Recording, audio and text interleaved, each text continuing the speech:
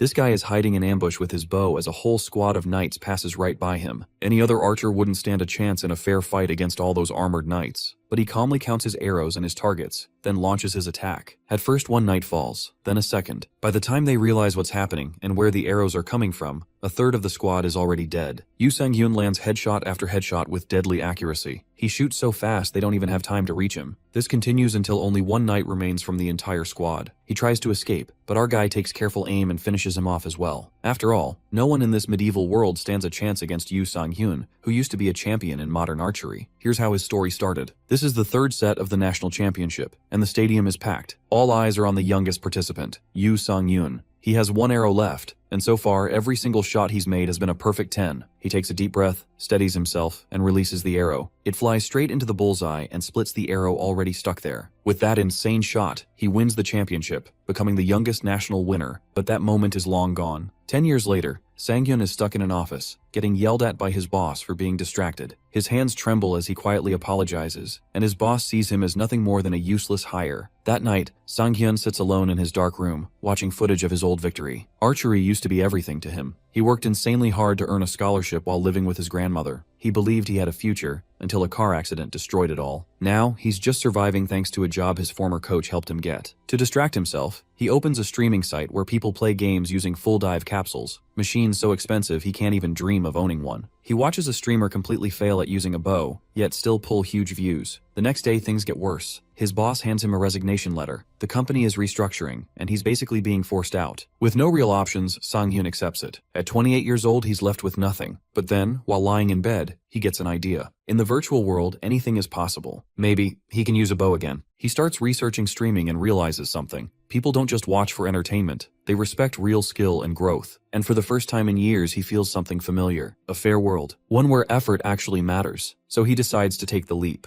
Sang-hyun tells his friend Joo-hyuk about his plan, and the guy is completely shocked. He can't believe Sang-hyun wants to spend all his savings on a gaming capsule, especially when he's never even played a game before. He reminds him of the accident, of everything he lost. But Sang-hyun doesn't back down. Even when Joo-hyuk breaks down the insane costs, showing it could go up to 40 million won, Sang-hyun is still determined. Seeing this, Joo-hyuk takes him to a capsule rental place instead. There, they meet the owner, Kang-suk, who sets up a test archery simulation for Sang-hyun. Inside the capsule, Sang-hyun suddenly finds himself in a massive stadium. It feels completely real. But the moment he holds the bow, his hands start shaking. The trauma is still there. For a second, it looks like he can't do it. But then, he takes a deep breath, and the shaking stops. He pulls the string and fires. Bullseye. Then again, and again. Every single arrow lands perfectly in the center. Outside, Kang-suk and Joo-hyuk watch in total shock. This isn't just someone learning a game. This is pure skill. When the test ends, Sang-hyun is completely exhausted, but the result is clear. He still got it. Memories start hitting him again. The accident, the hospital, the moment he lost everything. It still hurts like it just happened. But this time, something is different. He's holding a bow again. Even if it's virtual,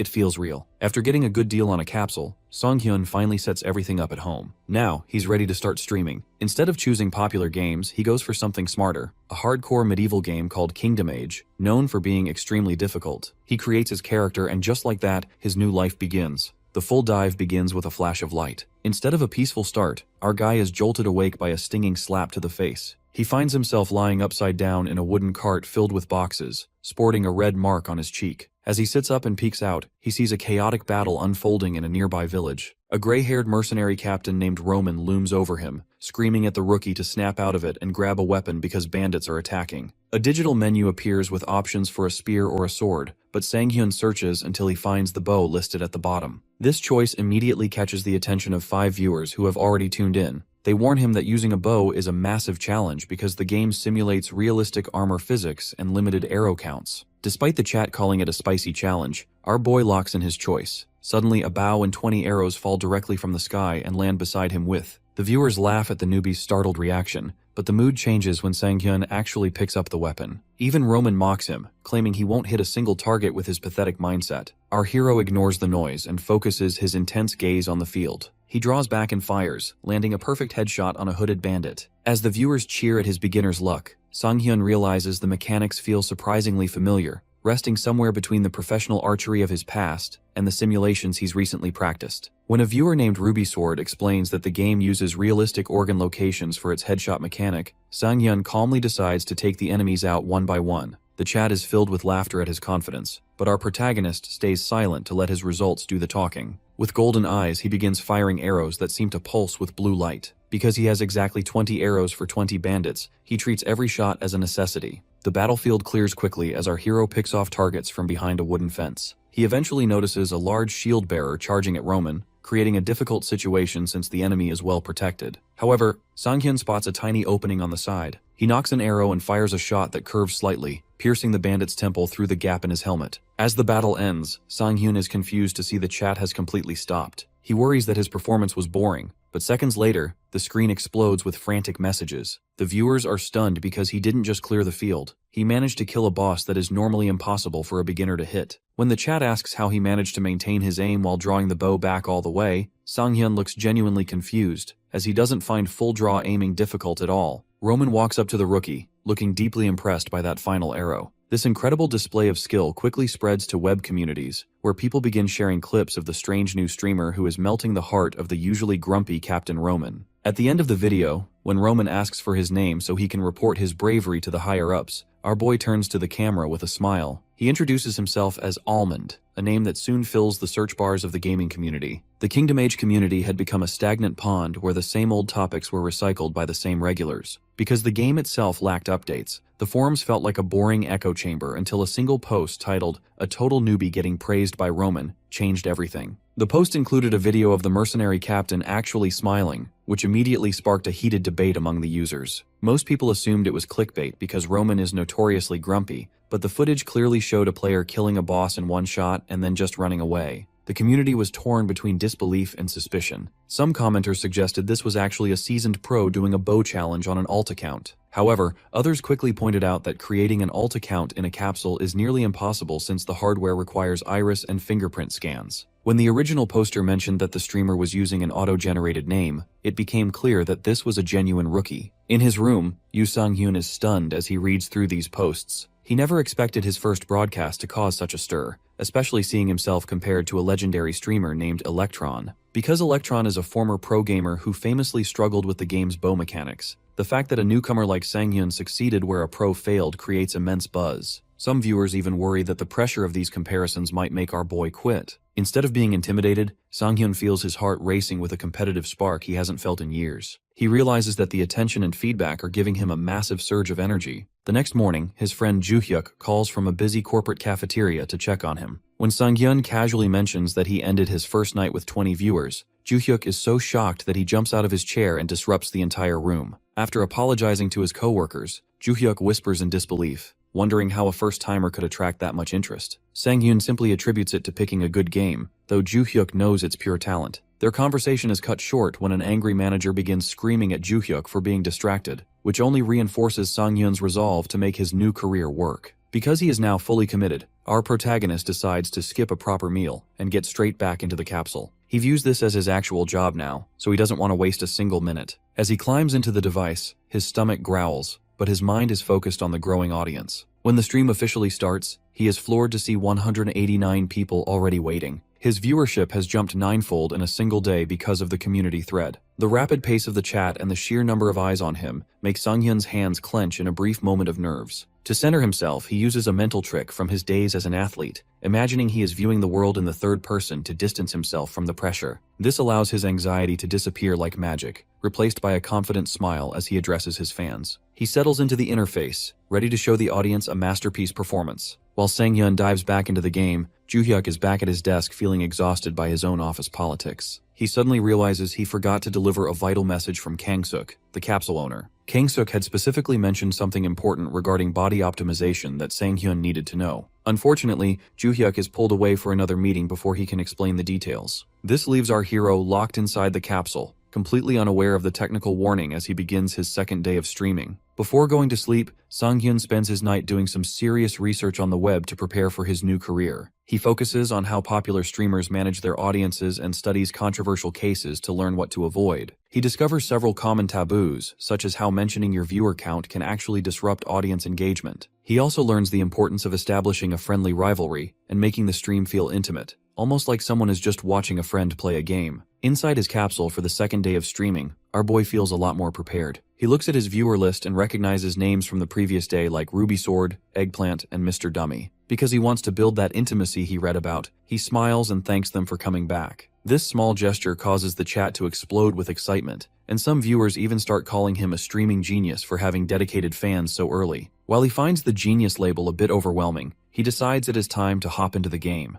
The transition begins with a flash of light as the system initiates the full dive. When Sang-hyun's eyes snap open, he finds himself already seated on a brown horse in the middle of a lush green world. This is a bit of a surprise because the game starts him right in the middle of the action. Since he stayed on for a bit after his last stream ended, he had Roman introduce him to the mercenary leader, which resulted in a new mission. He takes a moment to explain the situation to his 189 viewers, noting that he is currently acting as a bodyguard for a traveling noble. Even though it feels more like a chore than a war, he accepts the mission and prepares for the ride. The realism of the game continues to impress him, and he remarks that it truly feels like he is riding a horse. When Roman pulls up beside him and asks if it is his first time, Sang-hyun responds naturally, almost as if the game is pulling the words out of him. Surprisingly, the usually grumpy Roman laughs heartily and tells him he will be doing plenty of riding in the future. This kind behavior confuses the veteran viewers in the chat because they have never seen Roman act so friendly toward a player. They start jokingly asking what Almond did to the captain to change his personality so drastically. The peaceful travel is short-lived because viewers in the chat begin predicting an ambush by horseback bandits. Just as the warnings appear, a group of raiders emerges from the forest led by a red-haired leader with a manic grin.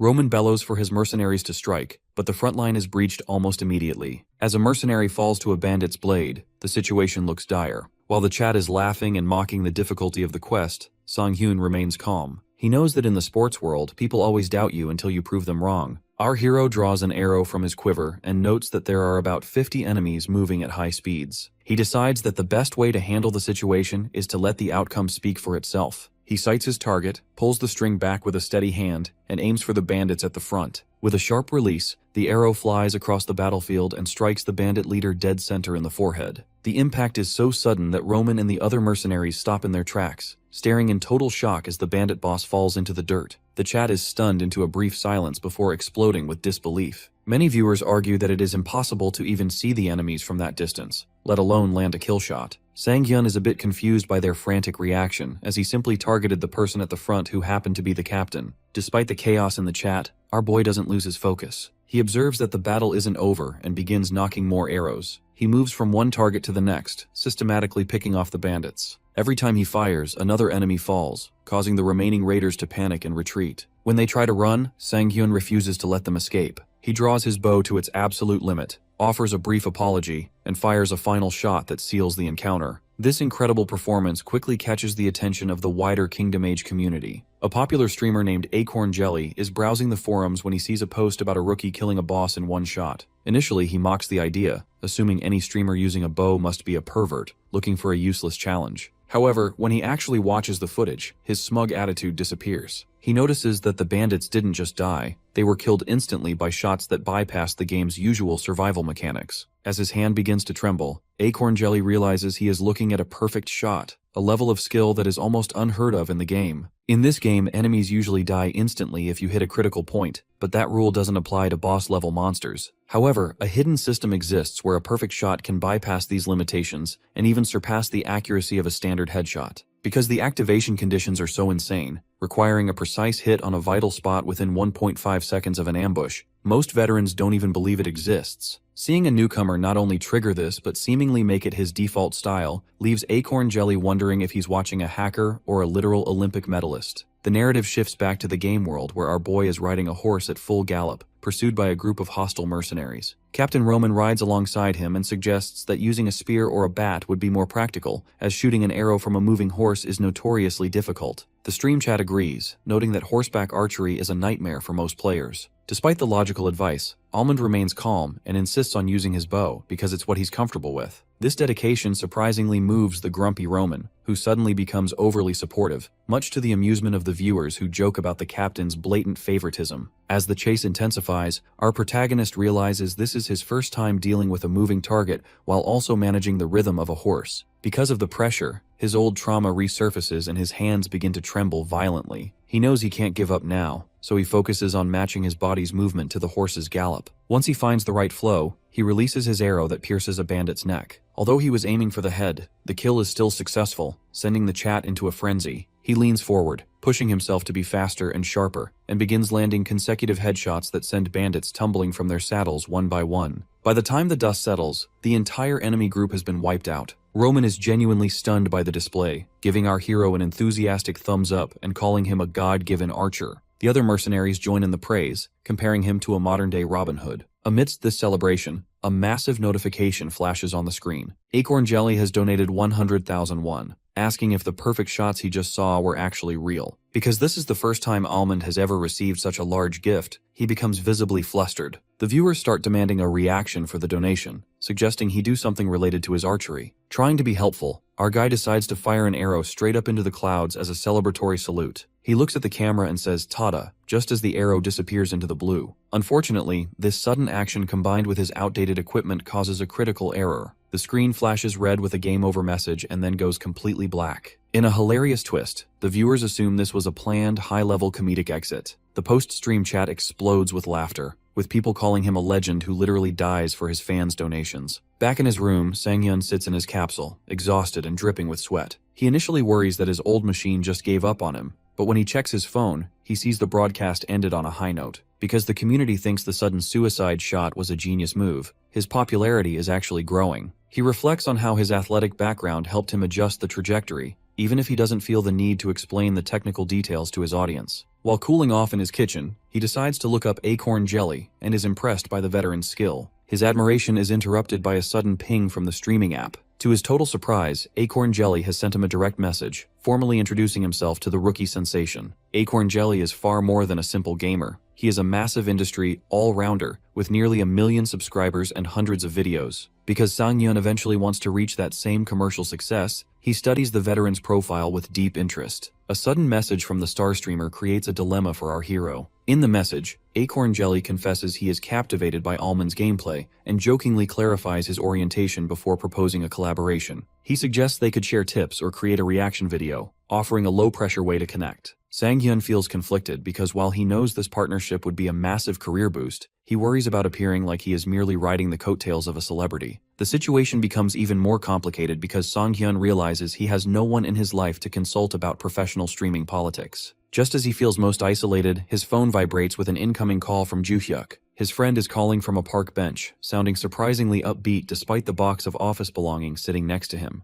Joo-hyuk reveals that he has officially resigned from his company after a final explosive confrontation with a manager named Park. While Sang-hyun is initially horrified by the news, Joo-hyuk explains that watching our boy return to archery, even in a virtual world, made him realize he wanted to find something he truly cares about too. Because of this shared turning point, Joo-hyuk makes a bold declaration that he will now serve as Almond's manager. He brushes off Sang-hyun's concerns about pay or the loss of a big corporation career, insisting that a year-long break is fine and that they can land a great contract if they work together. Joo-hyuk is instantly energized by the news of the collaboration proposal, viewing it as the perfect opportunity to showcase his management skills. He tells Sang-hyun to leave the networking and logistics to him, promising to handle everything so our hero can simply focus on showing off his incredible skill. The narrative shifts to a modern cafe where the meeting with Acorn Jelly's team takes place. A manager named Naeon is initially skeptical, wondering why they are meeting a rookie in such a casual setting. The streamer himself, Do Jae-mok, admits he chose Almond for his potential, but still maintains a bit of a superstar ego. Naeon teases him about a past failed collaboration, but Jae-mok insists that Almond's physical mechanics are the best in the country, and that this is a vital future investment. However, when Naeon asks if he has actually met the guy in person, Jae-mok's silence reveals he is purely gambling on what he saw in the game footage. This uncertainty vanishes the moment Sang-hyun arrives at the table. Dressed in a sharp, formal suit, his appearance is so striking that Naeon is immediately floored by his good looks. Sang-hyun introduces himself with his real name, Yoo Sang-hyun, and offers a polite handshake that feels worlds apart from the typical gamer persona. The The professional atmosphere intensifies when Joo-hyuk introduces himself as the manager. He hands out professionally printed business card, which leaves Sang-hyun wondering when he even had time to prepare them. Joo-hyuk's background at a major corporation and his socialized demeanor are so polished that Nayeon feels intimidated and repeatedly bows, calling herself a mere manager in comparison. As the four of them settle in to discuss the broadcast sequence and documents, the conversation turns to the business side of things. Sang-hyun, feeling like a student in the industry, offers to do the collaboration for free. This suggestion shocks Jaemock and Nayeon, who explain that unpaid labor is a relic of a slave era and would cause a massive scandal for their brand. Joo-hyuk tries to step in by suggesting a minimum wage, which shows that even an elite corporate mind is still figuring out how streaming revenue works. Jaemock dismisses the hourly pay idea and instead offers a 50-50 split of all donations generated during the joint broadcast. This generous proposal leaves Joo-hyuk stunned and marks the official beginning of Allman's professional career. As the sun sets over the city, Joo-hyuk and Sang-hyun walk together while checking the initial success of their professional partnership.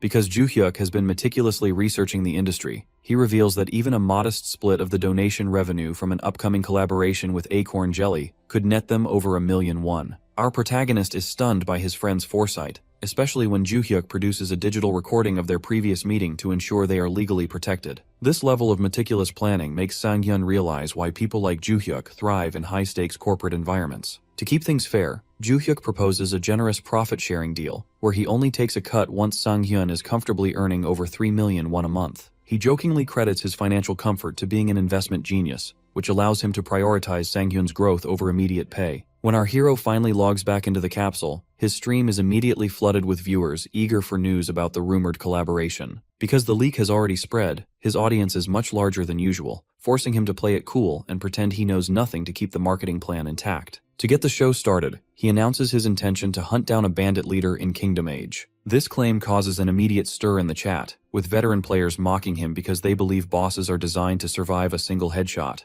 There is a brief moment of confusion over the name of a previous enemy, with the chat correcting him that he killed an elite mob named Burka, rather than a true boss. This skepticism leads to a high-stakes mission donation, where a viewer named Ruby Sword offers 100,000 won if our boy can actually pull off the impossible one-shot kill. Driven by the financial incentive and the growing energy of the stream, Sang-hyun accepts the challenge and dives into the game world. Inside the game, the atmosphere is more intimate as he is greeted by Amelia, a blonde noblewoman who expresses deep gratitude for his previous heroics. While the viewers urge him to ask for money, Sang-hyun chooses the humble path of a dedicated mercenary, which actually increases his favor with both the characters and his audience. This interaction highlights the difference between those who play for Amelia and those who prefer the secondary heroine, Rosanita. However, the piece is short-lived because Captain Roman organizes a night raid on a bandit camp hidden in a foggy mountain range. As the mercenaries launch their ambush, our protagonist finds himself in a high-pressure environment that feels indistinguishable from reality. Because he treats the bow with the same respect he did as an athlete, his focus becomes razor-sharp, allowing him to systematically pick off enemies from the shadows. The battle reaches a turning point when Sang-hyun's precision unlocks a new skill called consecutive shooting after he lands 3 perfect headshots in a row. While most players find this skill difficult to control, our hero's natural speed makes the arrows look like a blurred volley of magical light. He clears the camp with such efficiency that the chat begins to realize it is not the skill itself that is fast, but the man behind the bow. Amidst the chaos of the victory, a mercenary discovers the bandit boss already dead with an arrow buried deep in his head. The viewers are initially confused, insisting that a single shot shouldn't have been enough to kill a boss-level enemy. Just as it looks like the mission might be a failure due to game mechanics, a massive donation from Acorn Jelly confirms the truth. Sang-hyun has triggered a legendary perfect shot, a feat that bypasses all health bars. This leaves our hero stunned as he tries to process the technical reality of the rare skill he just performed.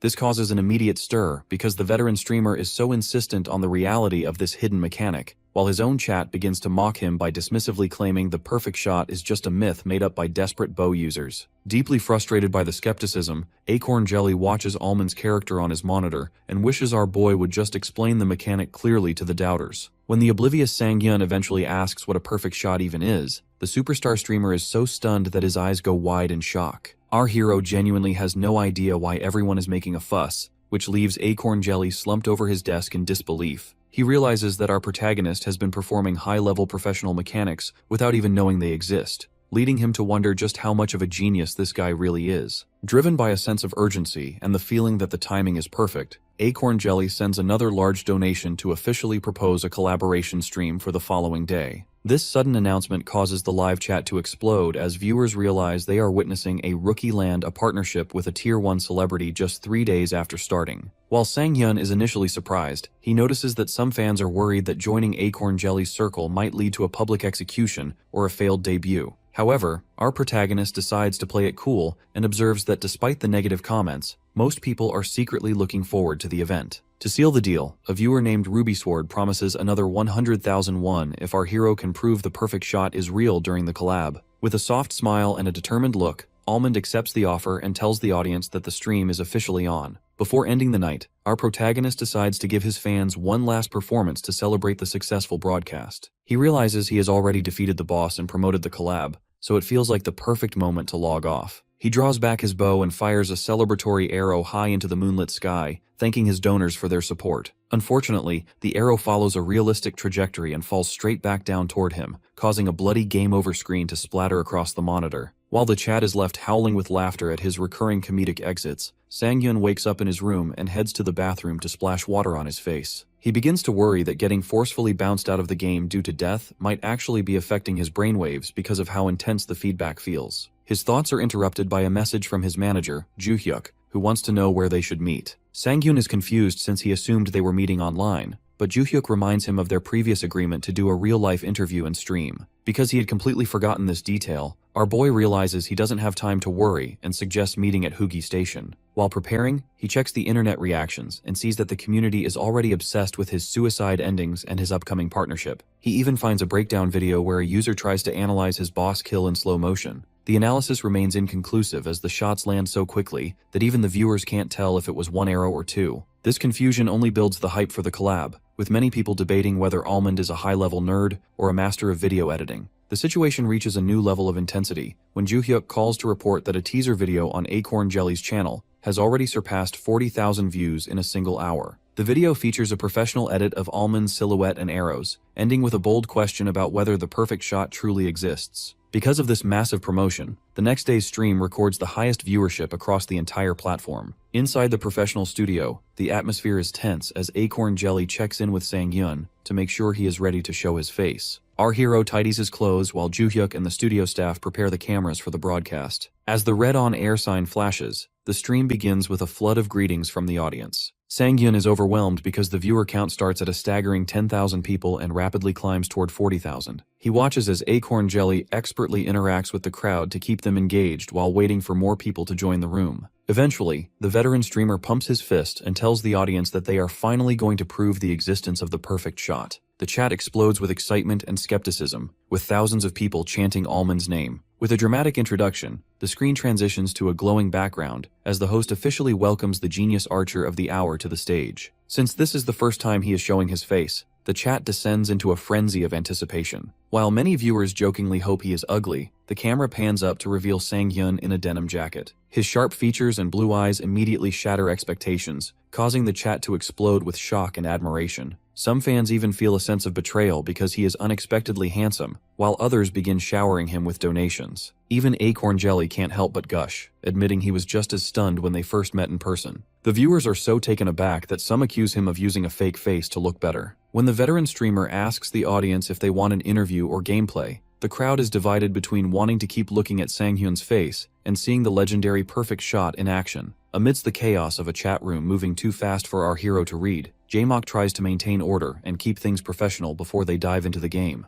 The mood shifts when Jaemock asks for Sang-hyun's optimization code, only to be met with total confusion. It turns out our protagonist has no idea what that is, which leaves Jaemock floored. He explains that this code is tailored to match a player's brainwaves and body to the capsule. Because Sang-hyun never did this, he has essentially been playing with a massive handicap, like dragging around a heavy sandbag. Behind the scenes, Joo-hyuk clutches his head in shame because he realized he was the one who forgot to mention this vital step. This technical oversight explains why Sang-hyun experienced a forceful shutdown every time he died. He simply assumed the game was designed to kick players out as a penalty, but in reality, his system was crashing from the lack of optimization. Jaemock is left in awe, concluding that our boy is a genuine genius for performing world-class feats under such poor conditions. Sang-hyun doesn't shy away from the praise and calmly agrees that he might be a genius, which only makes him more likable to the audience. Once they finally run the optimization process, a blue flash signals that Sang-hyun is ready. He enters the virtual world feeling weightless and fluid, finally experiencing the digital space as it was intended. Jaemock is eager to get started and takes him to a mission involving a goblin cave. During the wagon ride to the site, Jaemock breaks down the mechanics of the perfect shot. It requires hitting a tiny center point on an enemy's vital area on the very first attempt. Because there are no second chances, it is considered one of the hardest moves to pull off. The professional tension is briefly broken by Captain Roman, who continues his hilarious favoritism. He violently scolds Jaemock for being loud and even threatens to split him in half, but he turns to Sang-hyun with nothing but smiles and encouragement. Once they reach the cave, Roman orders our protagonist to take the lead and show the newcomer how it's done. Moving through the tall grass, Sang-hyun realizes that his movements are much easier to control now that his character is optimized. He draws his bow with an intensity and begins picking off goblins with terrifying precision. Each shot is a masterpiece of efficiency, with one arrow even piercing through two enemies at once. Jaemock watches from behind his shield, completely mesmerized by how Almond has even adjusted his shooting style to be quieter for the ambush. He realizes that beyond Sang-hyun's physical skills, he has a natural charisma that makes him look like he is constantly standing in a spotlight. As the last target falls, the screen reflects the truth that our hero is the undeniable star of the show. The Goblin Cave is a graveyard of green corpses, and a system notification officially confirms that every regular monster has been eliminated. As the dust settles, Captain Roman beams at Almond, praising his incredible efficiency. While the mercenaries prepare for their next move, the stream chat is buzzing with morbid excitement, noting that a place this dangerous should normally be drenched in human blood. Acorn Jelly, however, is too stunned to speak. He watches our protagonist stand calmly with his bow, realizing that a stage designed for an entire mercenary squad was essentially cleared by one man alone. As he wants to share this historic moment, Jaemock runs toward his virtual camera, screaming to his fans about the sheer power of the perfect shot. He tries to explain that it isn't just a simple kill, but a unique mechanic that leads to instant death. The viewers aren't entirely convinced, jokingly mocking him and claiming a headshot is just a headshot regardless of how he describes it. The victory lap is cut short when Roman points toward the smoke-filled cave entrance. He orders the mercenaries to pile up brush and set it ablaze, hoping to smoke out any remaining stragglers and finish them off without a fight. The group stands silhouetted against the massive flames, but their plan is interrupted by a piercing, high-pitched screech. A gigantic, green-clawed hand slams into the earth, and through the fire, a massive goblin champion with red eyes and long tusks emerges. A system alert flashes with a warning to eliminate the goblin champion. The chat explodes as viewers realize this is a true boss fight, and they begin challenging Almond to see if his perfect shot can defeat a creature of this scale. Roman bellows for everyone to get ready, while a frantic Jaemock reminds our hero that the conditions for the special shot are active. Almond draws his bowstring back with intense focus, but just as he is about to fire, he suddenly pauses and lowers his weapon. This hesitation causes a wave of confusion in the stream, with fans wondering if our guy is finally cracking under the pressure. In reality, Almond has spotted a critical problem. The boss is wearing a heavy iron skull mask. Because the forehead is completely shielded, a standard shot is out of the equation. Our protagonist briefly considers aiming for a different body part, but he knows the head is the most vital point and the easiest target to hit once a strategy is found. With a look of sudden resolve, our hero shifts his stance and aims his bow almost vertically toward the sky.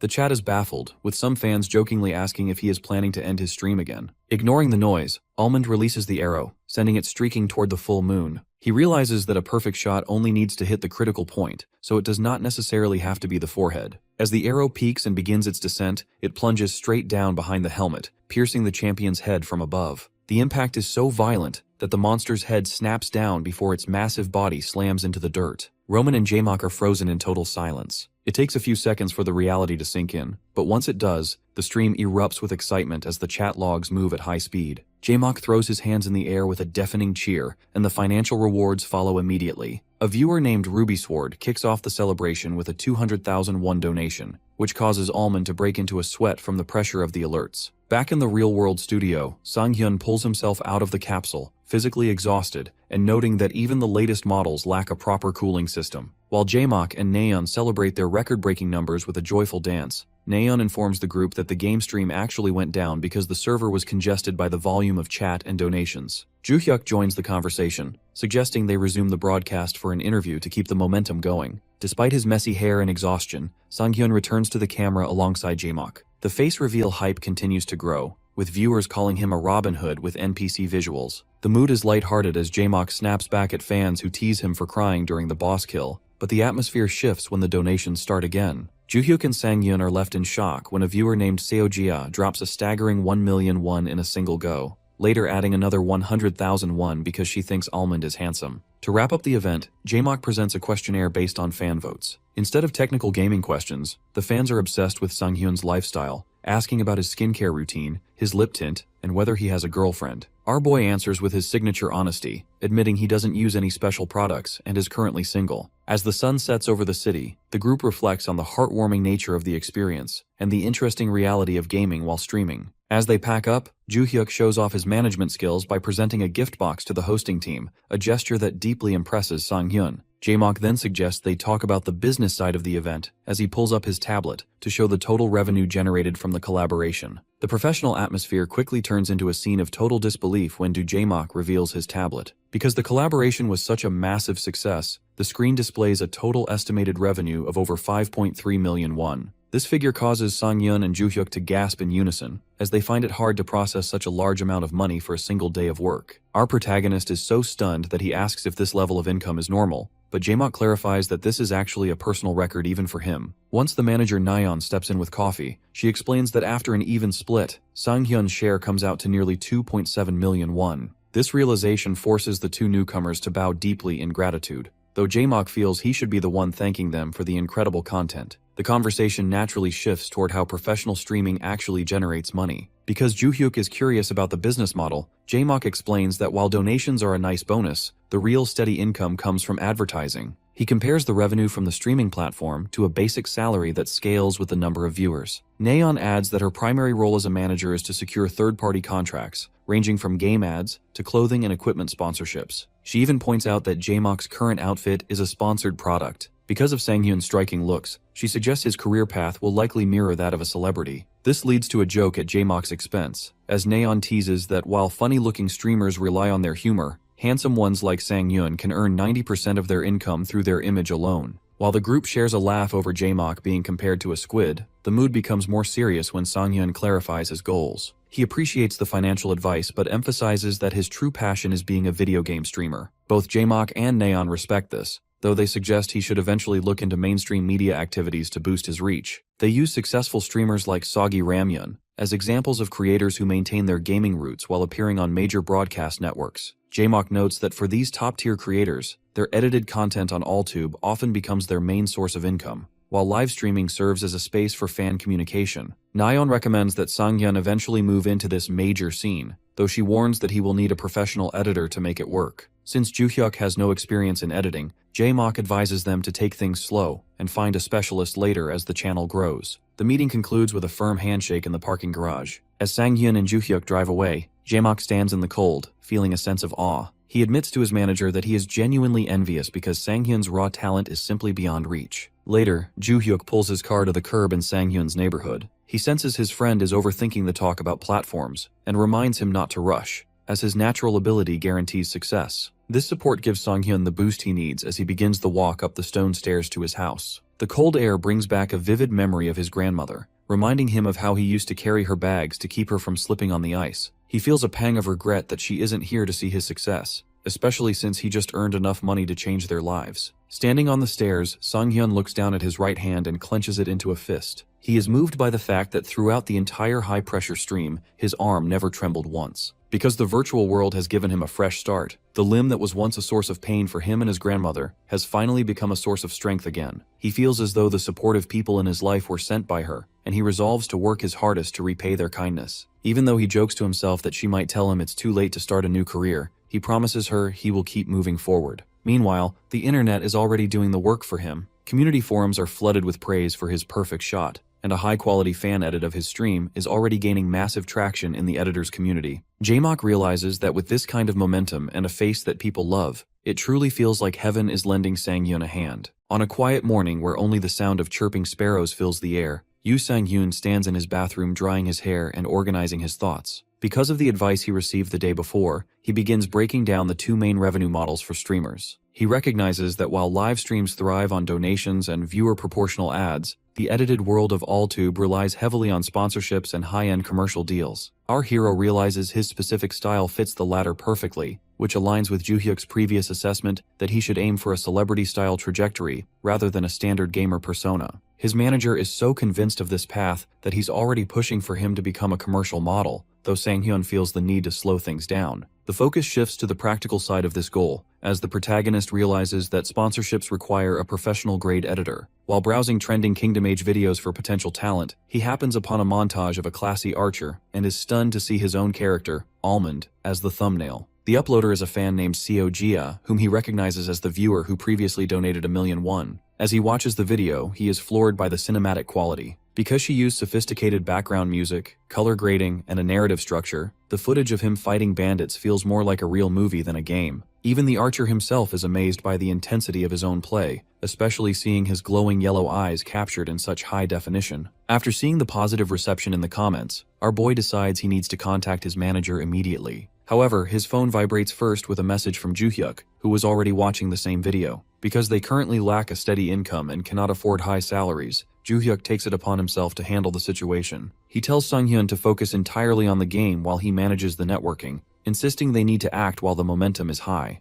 This reassurance motivates our hero to step into his gaming capsule for some serious preparation. He acknowledges that while his shooting is flawless, his general physical stats in the game aren't outstanding yet, which makes high-intensity training essential for skill-based streaming. Our protagonist spends 3 grueling hours clearing training simulations on the highest difficulty level. He emerges from the capsule completely exhausted and panting, but he barely has time to recover before his next scheduled broadcast. Because he's hungry and pressed for time, he simply grabs a carton of milk and a bowl of almonds to eat quickly. While he chews, he feels a surge of nerves regarding how the community will react to his recent collaboration and the new viral videos. He knows the results of his growing fame will be visible the moment his stream goes live. Meanwhile, at the headquarters of the major game distributor Funk, an employee is slumped over his desk in despair. He feels responsible for the low sales of Kingdom Age, despite the game receiving excellent reviews from experts. He wishes for a star player to drop out of the sky to save the project, though he knows such a miracle is unlikely for a non-esports title. His mood shifts instantly when he discovers the fan-made video of Almond. He is impressed by the editing, but he's even more captivated by the raw skill of the player. The employee realizes that a newcomer who is both incredibly talented and handsome is the perfect candidate for a marketing push. Because the account is only a few days old, he knows he can secure a deal before the streamer's value skyrockets. He follows the channel just as a notification rings out, signaling that Almond has started streaming at that exact moment. When he joins the broadcast to see the gameplay for himself, he is shocked to see the viewer count rapidly surging past 1,000 people, confirming that the rookie is already becoming a sensation. Yoo Sung-hyun initially panics when he sees over 1,000 people waiting, which is a massive jump from his previous numbers. As the count continues to skyrocket past 1,100,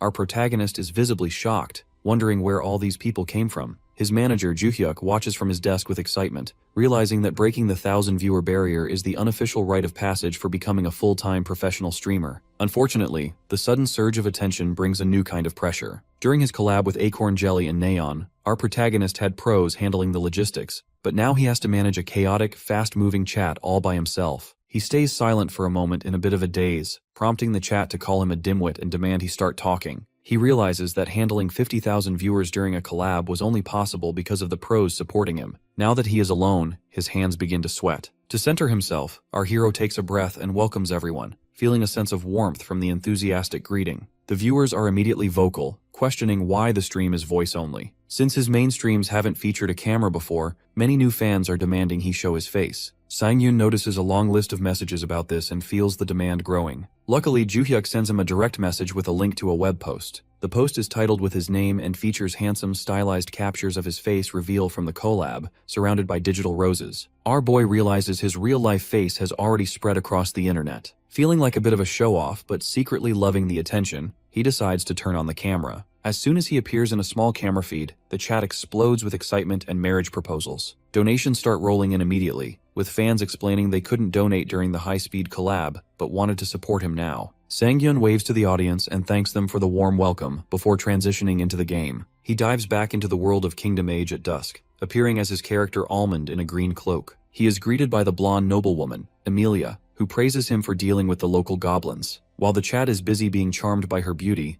the atmosphere shifts when Emilia takes our protagonist's hands and holds them close to her chest. This sudden intimacy shocks the viewers, who wonder how he raised his affinity with her so quickly. Emilia looks serious and reveals that she has another mission for him, but she wants him to do it alone, bypassing Captain Roman. She points toward a nearby castle and asks him to assassinate the lord who lives there. This request sends shockwaves through the stream. While the chat jokes that she's basically telling him to go die, our hero accepts the mission choice on his digital menu. Meanwhile, an employee from the game distributor Funk watches the stream with bated breath. He notes that while he's played the game multiple times, completing a siege mission with a bow is practically impossible. He reflects on how Kingdom Age sieges are notoriously difficult because the AI is advanced and players are easily surrounded. The biggest problem is the target, Lord Talorant, who is encased in heavy armor from head to toe, the worst possible opponent for an archer. However, the employee realizes that if Sang-hyun pulls this off, it will provide the magic needed to turn him into a true star. Inside the game, Almond confirms his acceptance, feeling that he needs to take these risks to make it big. He reasons that since the game is historically accurate, the castle shouldn't be too grand, likely housing no more than 50 people. When he asks why the Lord must die, Emilia reveals that Talorant is a tyrant who enslaves his own people through high-interest debt, including women and children. This gives our hero a moral reason to proceed. As a wolf howls under the full moon, Sang-hyun begins his stealthy approach. He moves through a cornfield toward the castle, noting that his character's movements feel much smoother and quieter now. This improved performance is the direct result of the grueling 3-hour training session he completed earlier.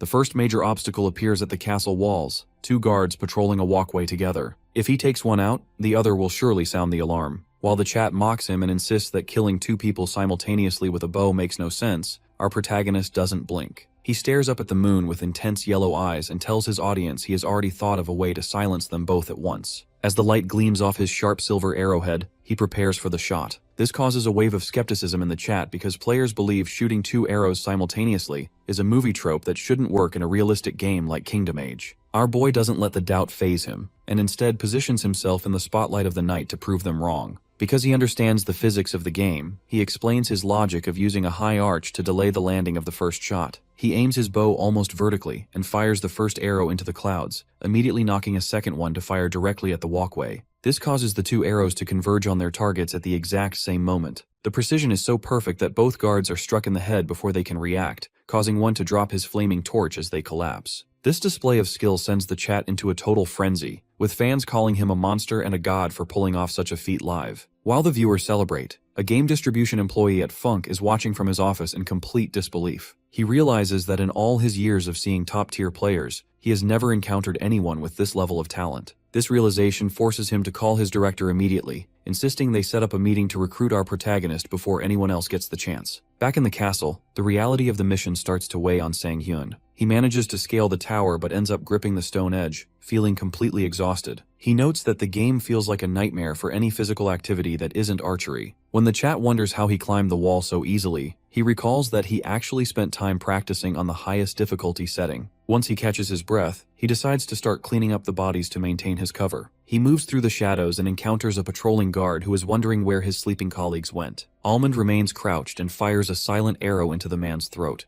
ensuring he dies without a struggle or any loud bleeding. As he moves the bodies out of sight, the chat warns him that the mission is about to get much harder once he enters the castle interior, where close combat is unavoidable. To prepare for this, our hero enters the armory and puts on a red guard's uniform, even though the gear feels stiff and uncomfortable. The stealth nearly breaks when a yawning guard spots him, but Sang-hyun silences him with a point-blank shot to the chest. This intense environment triggers a wave of nostalgia for our protagonist, reminding him of the absolute focus he felt during his professional competitions. Because he is so immersed in the hit-or-miss nature of the world, he feels himself becoming stronger with every step. Unfortunately, the sound of his footsteps eventually draws too much attention, leading the viewers to think the stealth mission has failed. When a guard spots him and screams for backup, Almond fires an arrow into the man's foot. While the chat thinks he's losing his form due to tension, he is actually using the wounded enemy as a tactical distraction. He continues sprinting through the corridors, firing rapid shots that drop guards in quick succession. Despite his high-speed accuracy, he can't stop one guard from blowing a horn to signal an intruder. Suddenly, the hallways are flooded with armored guards brandishing spears and halberds. Our guy finds himself backed into a corner and surrounded by weapons, leaving the audience wondering how he can possibly survive now that the entire castle is on high alert.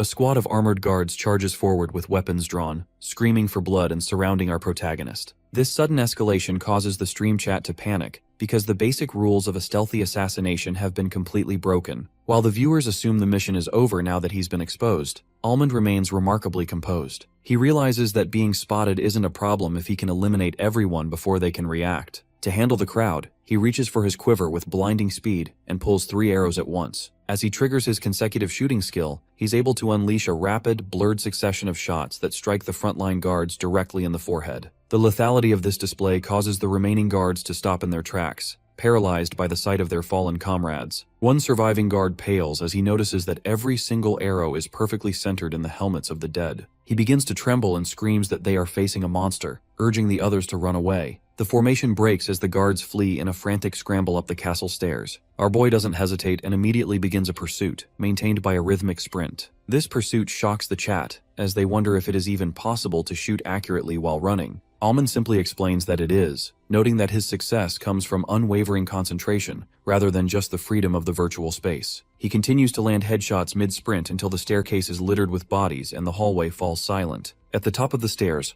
our hero stands silhouetted in a bright light and finally lowers his bow. He wipes a bead of sweat from his chin and gives his viewers a sharp, confident smile, asking them how they liked the performance. The chat responds with absolute chaos, flooding the screen with marriage proposals and praise for his killer visuals. Because of this high-level play, donations from viewers like Rubysword and Thor start rolling in. Almond notices the financial support and feels encouraged, noting that his stream is finally starting to do well. With his confidence at a peak, he turns toward a large arched doorway to find his main target. He pushes open the heavy iron-bound doors of the throne room, which creak loudly as he enters. Inside, he finds a figure in black plate armor sitting motionless on a stone throne. Our hero is surprised because he expected a weak, elderly lord, but this man has a clear boss presence and holds a colossal greatsword. Almond realizes the infiltration wasn't a secret at all since the lord was sitting there waiting for him. The lord breaks the silence by casually throwing his giant sword like a projectile, forcing our protagonist to duck just as the blade embeds itself into the door behind him. The lord asks if he came alone, his voice sounding deep and distorted from behind his helmet. The situation becomes even more lopsided when the lord snaps his fingers to summon 3 elite armored guards who flank him. The viewers are terrified because these minions are encased in flawless armor with no visible gaps. While the chat suggests Almond should grab the greatsword stuck in the door to use as a blunt weapon,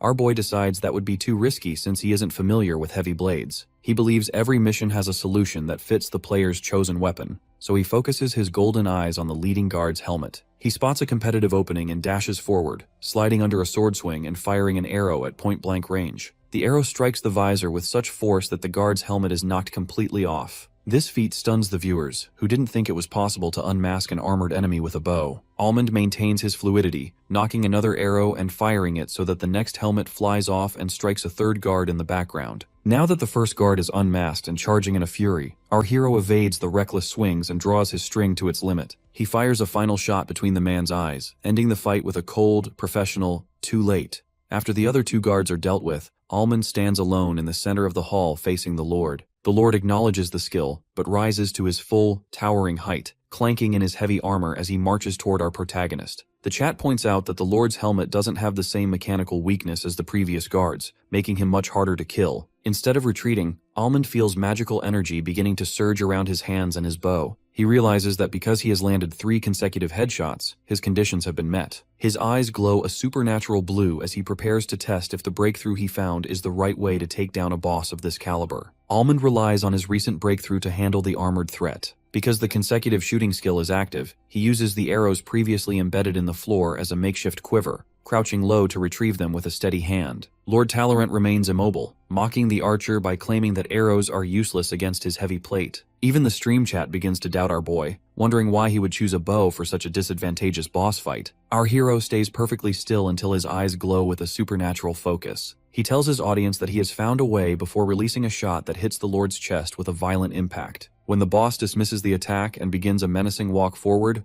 Almond doesn't retreat. Instead, he fires another arrow that strikes the exact same spot on the breastplate. This isn't just a random attack. He begins a rapid-fire barrage, landing 40 consecutive shots on a single point of contact until the friction causes sparks to fly like a welder at work. The Lord is physically pushed back by the sheer momentum of the machine gun speed arrows. He shouts in frustration, realizing that the archer is systematically drilling through his defenses. After a final cluster of arrows hits the weakened spot, the metal begins to fracture. Almond draws his final arrow and tells the viewers it's enough before releasing it like a green comet. The shot pierces the cracked armor and goes straight through the Lord's chest, causing black blood to splatter against the red carpet. As Talorant's body slams onto the floor, the chat erupts in a wall of text, celebrating the impossible victory. The viewers jokingly claim the Lord died of a heartthrob, while a purple donation alert for 300,001 flashes on the screen from Seogia. Our protagonist is visibly shocked by the massive amount, especially since he recognizes her as a recurring whale donor. The scene shifts to a flashback in the real world to explain the girl behind the donation. Seogia is shown being swept away by a suffocating crowd on a subway train.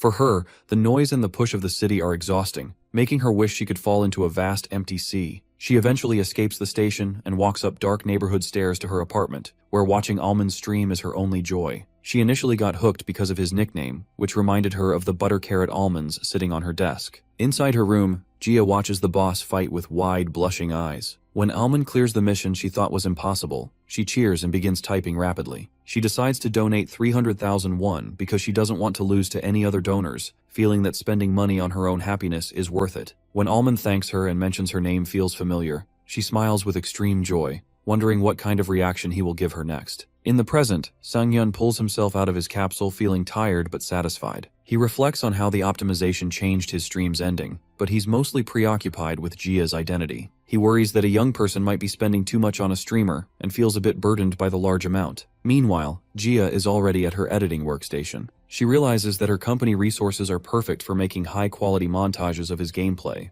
As she clicks away at her timeline, she is convinced that as Almond grows, the epic videos she creates will only get more impressive. Next morning, Yoo Sang-yoon is jolted awake by a vibrating phone call from his manager, Joo-hyuk. After a bit of playful banter about the early hour and a fake offer of lasagna for lunch, the conversation turns to a pressing business matter. They are trying to track down Seo Gia, the talented creator behind the viral archery montage, but Joo-hyuk explains that her account is private and she isn't checking any public comments. As they are stuck, Joo-hyuk suggests waiting for her to donate during a live stream to ask her then, but our boy is hesitant to use that route. He prefers a more professional approach, so they agree to simply wait for now, even if it delays the hiring process. To clear his head from these complicated thoughts, Sang-hyun decides to focus on cleaning his apartment. He hauls a heavy, overflowing trash bag out of the building and begins the long descent down the steep stone stairs of his hillside neighborhood. He tries to stay positive about the daily climb by treating it as exercise, reminding himself that tough situations eventually become familiar. However, his rhythm is suddenly shattered when a landing door swings open with a massive impact, slamming directly into him. A woman in a black cap and long dark hair, who is actually Seo Gia, rushes out in a panic to see if he is all right.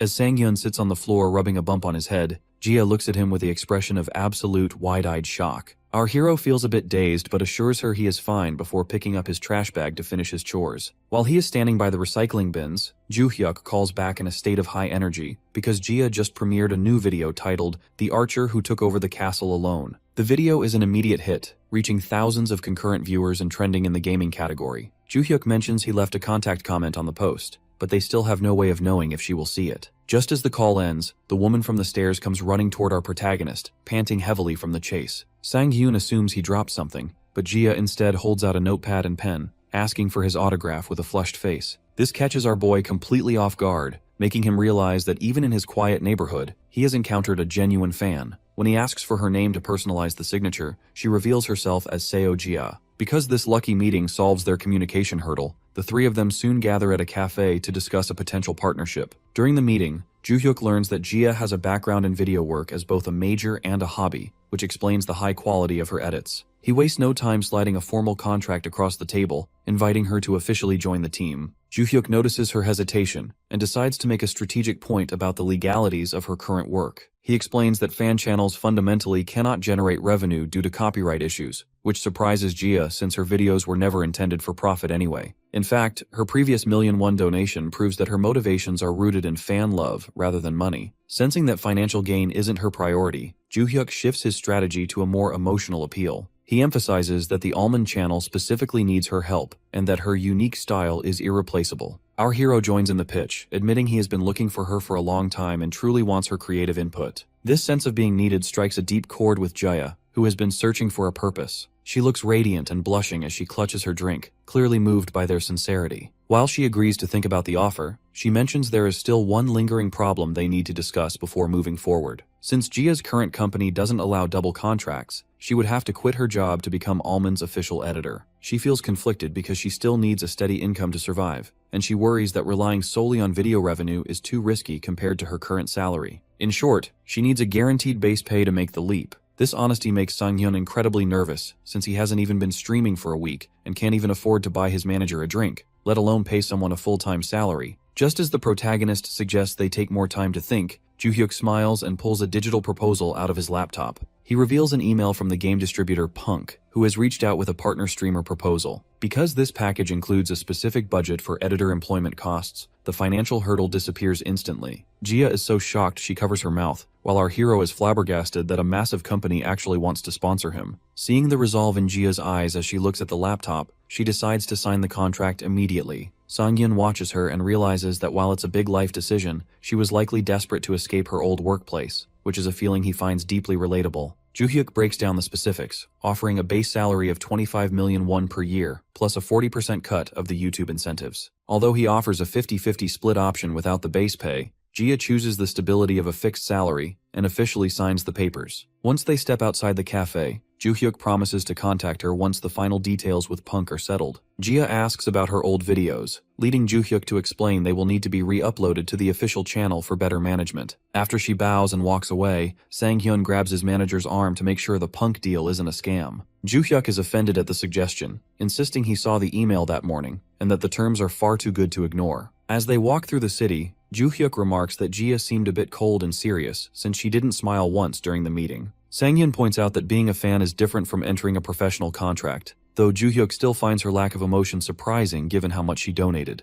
The reality of Gia's mood is revealed the moment she enters her apartment. As soon as the door clicks shut, she dives onto her bed and kicks her legs in a fit of pure excitement, screaming into her pillow. She is blushing and overwhelmed because meeting her idol in person and becoming his editor feels like a dream. Looking at the folded contract, she realizes she has finally escaped the toxic environment of her old job. She recalls how her former bosses and colleagues used to mock her for being a community college graduate, telling her she'd never find a better place to work. Seeing the glowing comments on her recent almond videos makes her feel recognized for the first time, and she curls up on her bed with a strange, happy feeling. Back at his own place, our protagonist decides to start his stream early for the day. As he prepares to log in, Gia sends him a message with a file titled Intro Video. Sang-yeon is stunned that she produced a high-quality intro song and video in the tiny window of time since they parted ways. She explains that she didn't do it all at once but had been working on it as a hobby for a while. Seeing the professional quality of the preview, our hero is in awe of what she can do when she actually puts in her full effort. He sends her a quick thank you and officially launches the broadcast. Notifications ring out across the phones of various fans, and the chat rapidly fills with over 200 people. When the cinematic intro plays, the viewer count surges past 200 as fans immediately recognize Gia's work and suspect she has been recruited. Sang-yeon turns on his camera to greet everyone, thanking donors like Ruby Sword and Eggplant before diving into the game world. He spawns back inside the castle where the corpses of the guards are still scattered across the floor. He tells his audience that since he cleared the place alone, it's only fair that he loot some items. He opens a treasure chest and finds 3 glowing high-end bows, eventually picking one that looks particularly badass. He also equips a new set of armor and a green cloak, noting that the weight limit is the only thing stopping him from taking more. Now that he's better protected and unlikely to die in one hit, he mounts his horse to complete the quest. Since travel time isn't strictly realistic, the game transitions from night to day as he arrives at the location of Emilia's carriage. He hides in the bushes until she spots him, and the noblewoman is visibly shocked to see him back so soon. She leads him away for a private conversation, assuming he gave up or changed his mind. When Almond calmly reports that the mission is complete after only 2 days,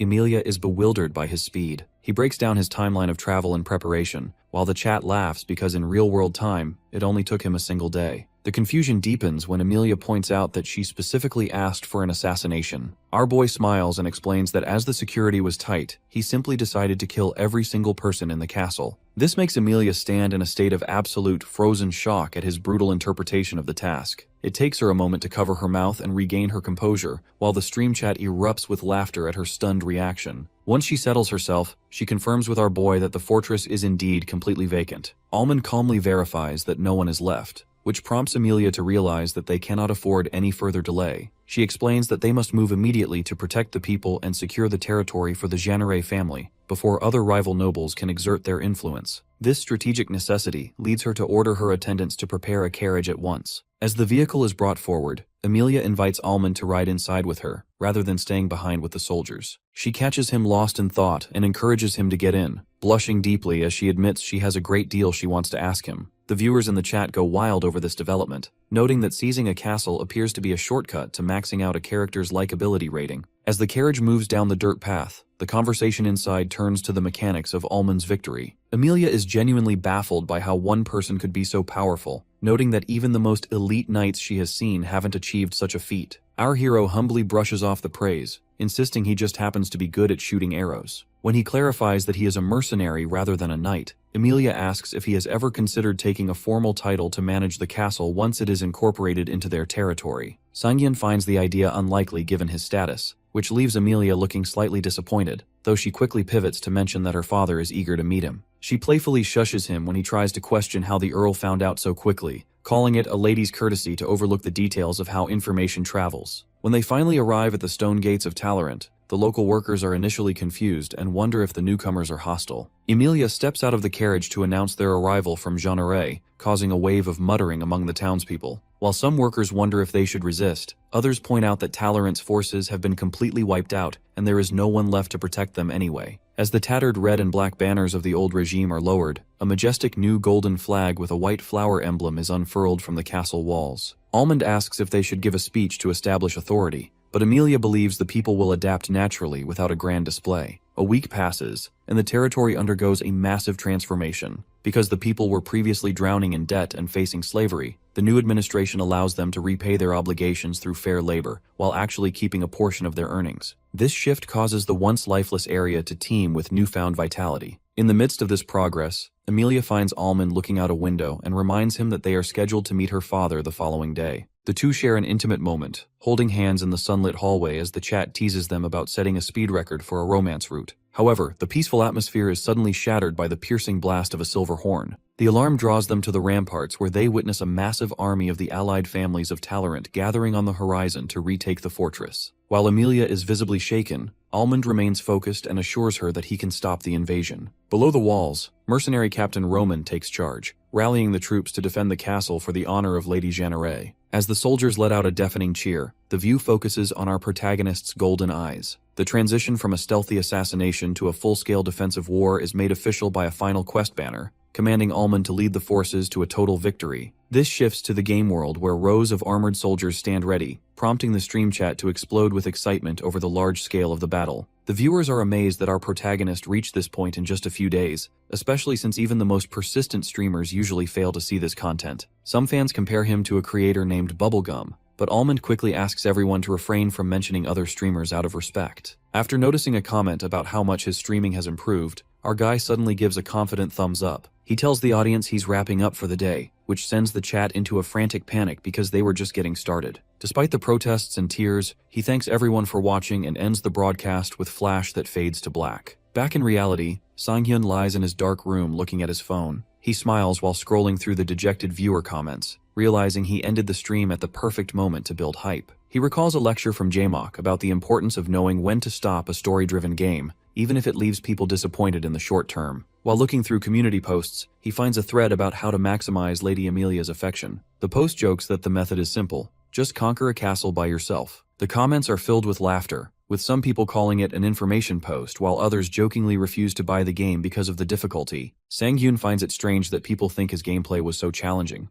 especially since he sees comments calling his performance world-class and legendary. He rolls over in bed and wonders if a professional archer could easily pull off what he did. He begins to question if he has a specific talent for virtual reality or if his high concentration is the key. While archery requires focus, he doesn't think it's exclusive to athletes. He quickly accepts this and moves on to an analysis post about his skills. The author provides professional details, noting that his posture is comparable to a pro and his bowstring placement is precise. This shocks our hero as he realizes the person writing this isn't an amateur, especially when they claim to be a former athlete. Sang-hyun grips his phone in shock, wondering who it could be, as most people in the field cut ties with him 10 years ago. He reflects on how only his coach knew the real reason he quit was an injury from an accident. This triggers a flashback to a sunset 10 years ago. A young woman with long dark hair confronts him, asking if he's really quitting. When he tells her archery isn't fun anymore, she shouts in desperation, asking who will lead the others if he stops. He insists he is serious and walks away, leaving her devastated on the path as the sun sets. Back in the present, community posts are debating how Almond's siege will go and whether he can handle so many knights. Sang-hyun finds the skepticism interesting and appreciates the engagement. While walking down his neighborhood stairs, he spots Seo-jia at her door. He invites her to walk with him, and she mentions she has something to show him. They eventually sit on a park bench where Sang-hyun hands her a bottle of water. Jia pulls out her phone to show him the new videos she made for the channel. She is flustered when she mentions they will be uploaded to his official page. The video starts with a clip from his first stream, highlighting that his account was created only a day before he started. It shows the chat warning him that the bow is difficult to use, but he picks it anyway. The edit moves quickly, showing him landing headshots and silencing the doubters. Sang-hyun is impressed by the hologram effects, and how the speed of the editing keeps the viewer from getting bored. He loves watching the chat reactions included in the video, where people accuse him of being a pro on a new account. He tells Gia the video is a work of art. He praises the condensed highlights, the clear CG, and the witty inclusion of the chat.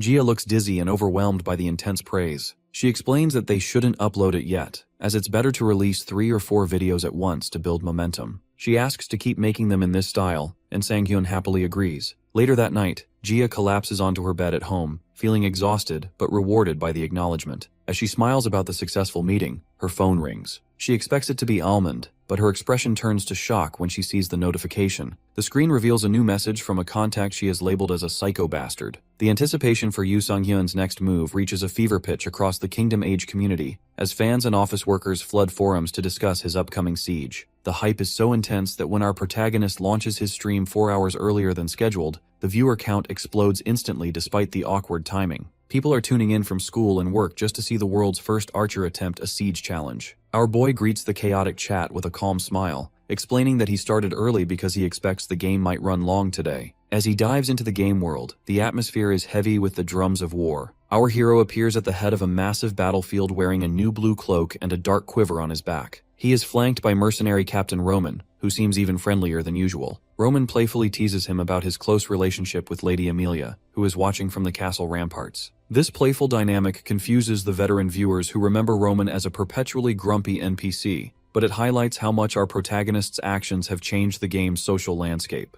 The lighthearted moment ends quickly as a soldier blows a war horn, signaling a full-scale cavalry charge. While the armies clash in a roar of steel and hoofbeats, a system notification offers Sang-hyun the choice to hand over troop command to the NPC. He accepts, freeing himself to focus on a more specialized objective. Our guy looks directly into his streaming interface and declares his intention to assassinate the enemy leader in the golden armor. This bold claim triggers a mission donation from a viewer named Shy Napoleon, who offers 10,000 won for every single kill Sang-hyun manages to land. Realizing this could turn into a massive payout, our hero accepts the challenge, though he jokingly warns the donor that they must be very rich to make such a gamble. To maximize his efficiency and the entertainment value of the stream, Almond decides to move stealthily through the tall grass alone. He peeks through bushes to track the enemy's movements, while reflecting on advice from Acorn Jelly about the importance of mission donations. Because he has 80 arrows in his quiver, he calculates that he could potentially earn 1,000,000 won if every shot finds a mark. He views this not just as a mission, but as a way to maintain the pace of the stream and keep the audience engaged through prolonged fighting. The engagement begins with a series of silent, long-distance shots that pick off enemy soldiers before they even realize they are under attack. The confusion in the enemy ranks is absolute because the perfect shot mechanic makes it nearly impossible to track the trajectory of the arrows. When a sergeant tries to rally the troops and keep them moving, Sang-hyun silences him with a point-blank shot to the head. This display of lethal precision eventually reveals his location, as a soldier spots him in the southwest bushes and alerts the commander. Instead of running, our protagonist remains calm and counts out exactly 20 arrows, driving them into the ground in front of him. He tells the shocked chat that since 20 soldiers are charging his position, he will prepare exactly 20 shots. What follows is a masterpiece of virtual archery. As the soldiers move through the forest, Almond triggers his consecutive shooting skill. A rapid montage of blue glowing arrows streaks through the air, hitting every soldier in the head with clinical speed. In a matter of seconds, all 20 attackers are lying dead on the ground, and a system countdown marks the end of his skill streak. Sang-hyun stands alone with his glowing bow, noting that he has already earned 230,000 won from that single encounter. The efficiency is so terrifying that the remaining enemy forces are left scrambling for reinforcements. Back in the real world, his editor Seo-jia watches the monitor with a blushing, happy expression. She is captivated by his unwavering self-confidence and the fact that his genius isn't based on simple belief, but on proven success. She realizes that this is exactly why people are falling for him, as he perfectly represents the image of a true master that people aspire to. As the stream continues, a flood of new donations pours in from fans who are completely sold on his performance. Almond draws his bow with absolute focus, releasing an arrow that streaks across the field to strike a fleeing soldier in the back of the head. This clinical execution triggers a golden system notification for 40 consecutive kills, prompting the stream chat to joke that since there are no survivors left, This technically counts as a successful assassination. Our hero calmly checks his quiver and notes that he has exactly 40 arrows left, a realization that coincides with a desperate donation from a viewer named Shy Napoleon. Because the mission rewards have scaled so aggressively, the donor is now begging for mercy and asking to be killed instead, realizing his payout has hit 400,001 much faster than expected. The scale of the massacre finally reaches the enemy leadership, where a commander in gold armor watches in total shock. He finds it unbelievable that a single archer wiped out 20 of his men and immediately orders a big deployment of 40 soldiers to the front to stop the bleeding. As the infantry charges forward, the chat reveals that Shy Napoleon actually has over 1,000,001 in his account, making his previous whining look like a drop in the bucket. Back in his room, the real-world Yu Sang-hyun is in disbelief at the mention of such a huge sum. This financial motivation sharpens his resolve, and he tells the audience that if the funds are there, he will aim to collect exactly 1,000,001. Driven by this goal, our protagonist triggers his consecutive shooting skill as a rain of arrows descends on the enemy line. Despite the frantic calls for the soldiers to maintain formation, Almond's arrows find their marks with terrifying efficiency. The chaos becomes so intense that even the viewers begin to worry, urging him to take cover because moving while using this specific skill usually ruins accuracy. However, Almond ignores these conventional rules and performs a high-speed dash just as an enemy arrow strikes the spot where he stood a second before. He maneuvers through the battlefield with a dynamic mid-air pose, landing a counter shot that deflects an incoming projectile before ending the enemy archer's life. By the time the clearing falls silent, the forest is littered with bodies. Our boy stands among the fallen and updates the chat that his current earnings have reached 710,001. The few remaining enemy mercenaries are paralyzed by fear, realizing the speed of his archery is inhuman. One survivor attempts to flee in a panic, but Almond is already tracking him. Just as he prepares the final shot, he realizes his quiver is empty after 80 high-intensity shots. While the donor celebrates this narrow escape,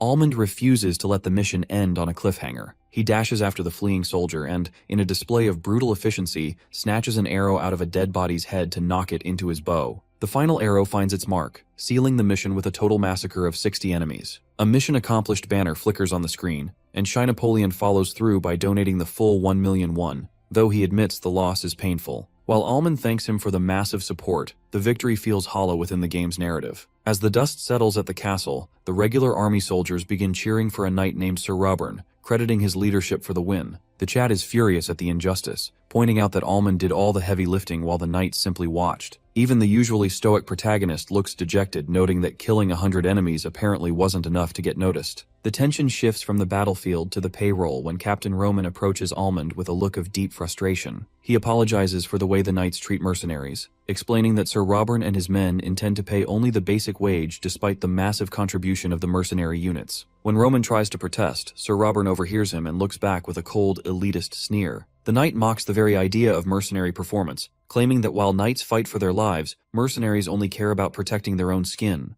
This blatant insult causes Roman to clench his fist in a silent rage, while Almond stands quietly in the background, observing the blatant disrespect from the commander. Our boy internally acknowledges that this is a common stereotype. He knows it's a total prejudice. Because mercenaries must build trust to survive as a business, they actually have to fight properly from the start. Roman stands there unable to reply at first, but his expression turns serious as he stares up at the knight. He points out that it isn't very honorable to throw away their respect as soon as the war ends, especially since he thought their skills were recognized. To defend his team, Roman gestures toward Almond and reveals that the young man alone killed 100 enemies. He asks if the knight still thinks they did nothing. Sir Robern reacts with mocking laughter, and his fellow knights join in, finding the idea of an archer killing 100 men to be a hysterical joke. The stream chat reacts to this injustice with anger, with some fans joking about killing Robern on the spot. Roman clenches his fist so tightly it trembles, but he keeps his frustration in because the difference in status is too great. He looks back at Almond with a pained expression, but a sudden commotion cuts him off. A figure in intricate golden armor walks forward with an air of authority. Almond notices the person has an arrogant, noble vibe and realizes they must be high status because even Robern looks terrified and starts sweating. The armored person ignores Robern's stuttering excuses and criticizes the gendarme for taking the castle without shame. When they spot Almond and Roman in the field, they approach our boy directly. The commander asks if he is a knight, but Roman steps in to clarify that he is a mercenary. This causes the armored figure to stare intensely at our hero, asking if he truly is the one who secured 100 kills alone. Sir Robern tries to dismiss this as a joke, mocking the idea of an archer hiding behind others while achieving such a feat. The armored person looks at the knights and calls them foolish for their lack of belief. They reach up to remove their helmet, asking Almond if he really plans on working with people who don't recognize his worth. As long dark blue hair is revealed, the chat realizes the commander is a beautiful woman with sharp blue eyes. It is Rosanita, the second heroine of the game. She offers him a job right then and there, causing the chat to explode because she is appearing in Tolerant territory. A system selection menu appears in front of Almond with two choices. He can say he is honored by her recognition, or state that he has already sworn loyalty to another. Our protagonist looks deeply conflicted as he recognizes the effort the developers put into Rosanita's design. While the chat is divided and pressuring him to choose, Almond thinks about his progress with Amelia. He feels an attachment to her since they've been together from the start. Just as Rosanita demands an answer, our guy taps the logout button and ends the stream on a massive cliffhanger. While the fans in the chat are left howling in frustration, the perspective shifts to the real world where Joo-hyuk is meticulously analyzing the channel's growth. He realizes that these manic fans, despite their cursing, are the ones driving the channel's momentum across various communities. His data analysis reveals that while male viewers donate more frequently, female viewers provide the highest total revenue. He starts planning to shift their next project to a game distributed by Funk, but his professional focus is shattered when his father bursts into his room in a fury. The director of Joo-hyuk's former company called his father to report the resignation, and the elder man is embarrassed by the blow to his image. Under the weight of his father's terrifying glare, Joo-hyuk is forced to submit and agree to return to the family business the next morning. Left alone in his room, Joo-hyuk experiences a moment of profound sadness, wondering if his week of hope and hope was just a beautiful, fleeting dream. He sits at his computer one last time with tears in his eyes, feeling that the dream lasted too long to let go of easily. The next morning, Sang-hyun is jolted awake by his doorbell ringing at an ungodly hour. He stumbles through his dark apartment, wondering who could be visiting so early. When he opens the door, he finds a sweating Joo-hyuk standing there with a suitcase. Before our hero can even process the sight,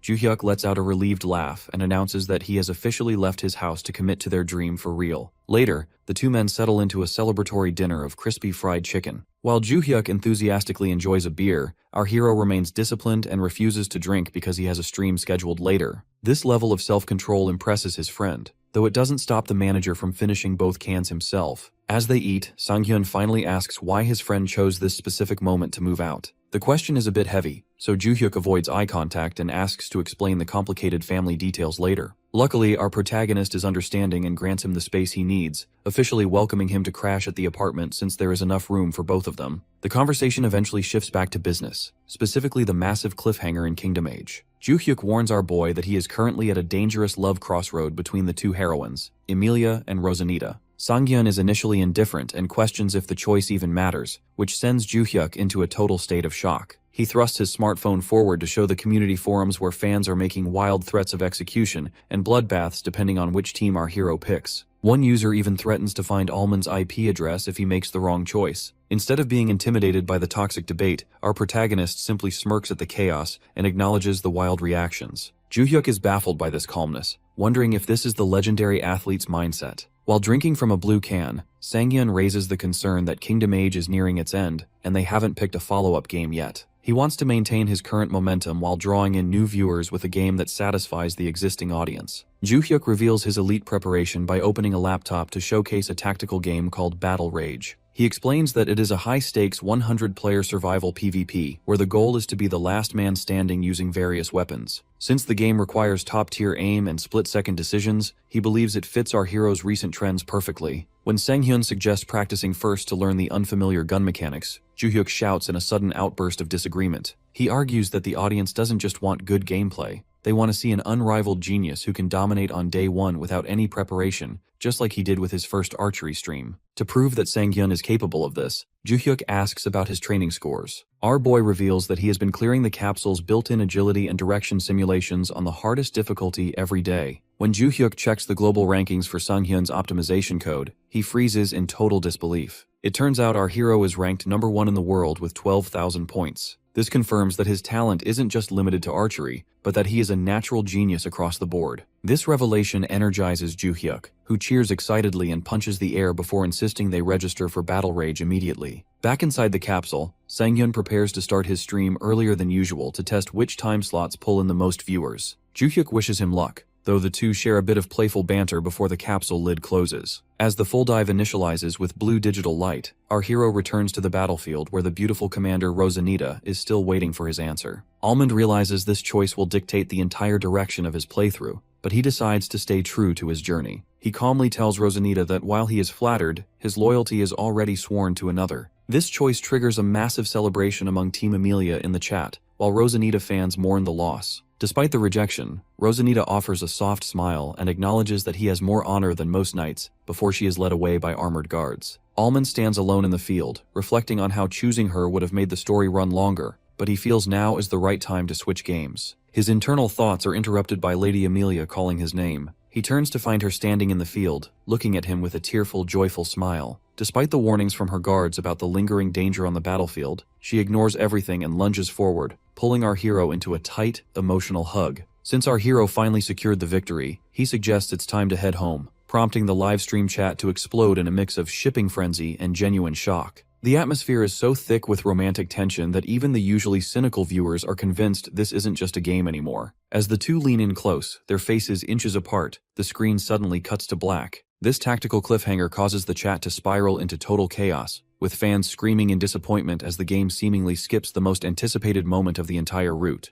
The narrative shifts to the group traveling at sunset, where the reality of Almond's legendary feat begins to sink in. A knight pulls up alongside our protagonist to verify the rumors of his 100-kill streak, calling him truly amazing. While Almond remains modest and credits the frontline mercenaries for the win, Captain Roman can't help but scoff at the knight's sudden change of heart. He points out that they are only acting friendly now because they previously refused to believe his skill. Despite his usual grumpiness, Roman offers a rare, soft-spoken thank you to our boy. He reveals that because of Almond's performance, every mercenary earned enough to relax for 4 months. This display of genuine friendship confuses the longtime viewers, who joke that the real Roman must have been replaced by a demon in a human mask. Upon arriving at Lord Genere's sprawling castle, the tone transitions from a war drama to an awkward family dinner. Emilia introduces Almond as a precious guest, leading him into a big hall to meet her father. Our protagonist is immediately hit with the weight of the situation, realizing he is finally meeting the man who holds his future in his hands. Surprisingly, Lord Genere is far from a judging noble. He welcomes the man of the hour with open arms and a joyful slap on the shoulder. He immediately orders his servants to bring out the food, which heightens our boy's nerves as he worries about the social expectations of a high-ranking household. The comfort is short-lived as a system notification appears, officially triggering a high-stakes dinner minigame. Because mercenaries aren't known for their table manners, the game forces Almond into a frantic rhythm-based event to avoid embarrassment. He finds himself staring at a water bowl and matching hand-washing symbols as notes fly across the screen. This sudden shift into a rhythm-dating sim hybrid leaves the chat howling with laughter as they watch our hero try to maintain his composure while performing a perfect score. Whether it's solving a jigsaw puzzle of a meat dish or matching shapes to eat stew, the game makes it clear that in Kingdom Age, even a simple meal is a battlefield. Back in the real world, Sang-hyun lies slumped in his chair, feeling more mentally drained by this dinner than he ever was by the actual siege. The dinner reaches a turning point when Lord Genere sets down his cup and offers Almond a position as a knight. This rare quest path stuns the community, as the knight route has never progressed this quickly for any other streamer. As 2 blue selection boxes flicker on the screen,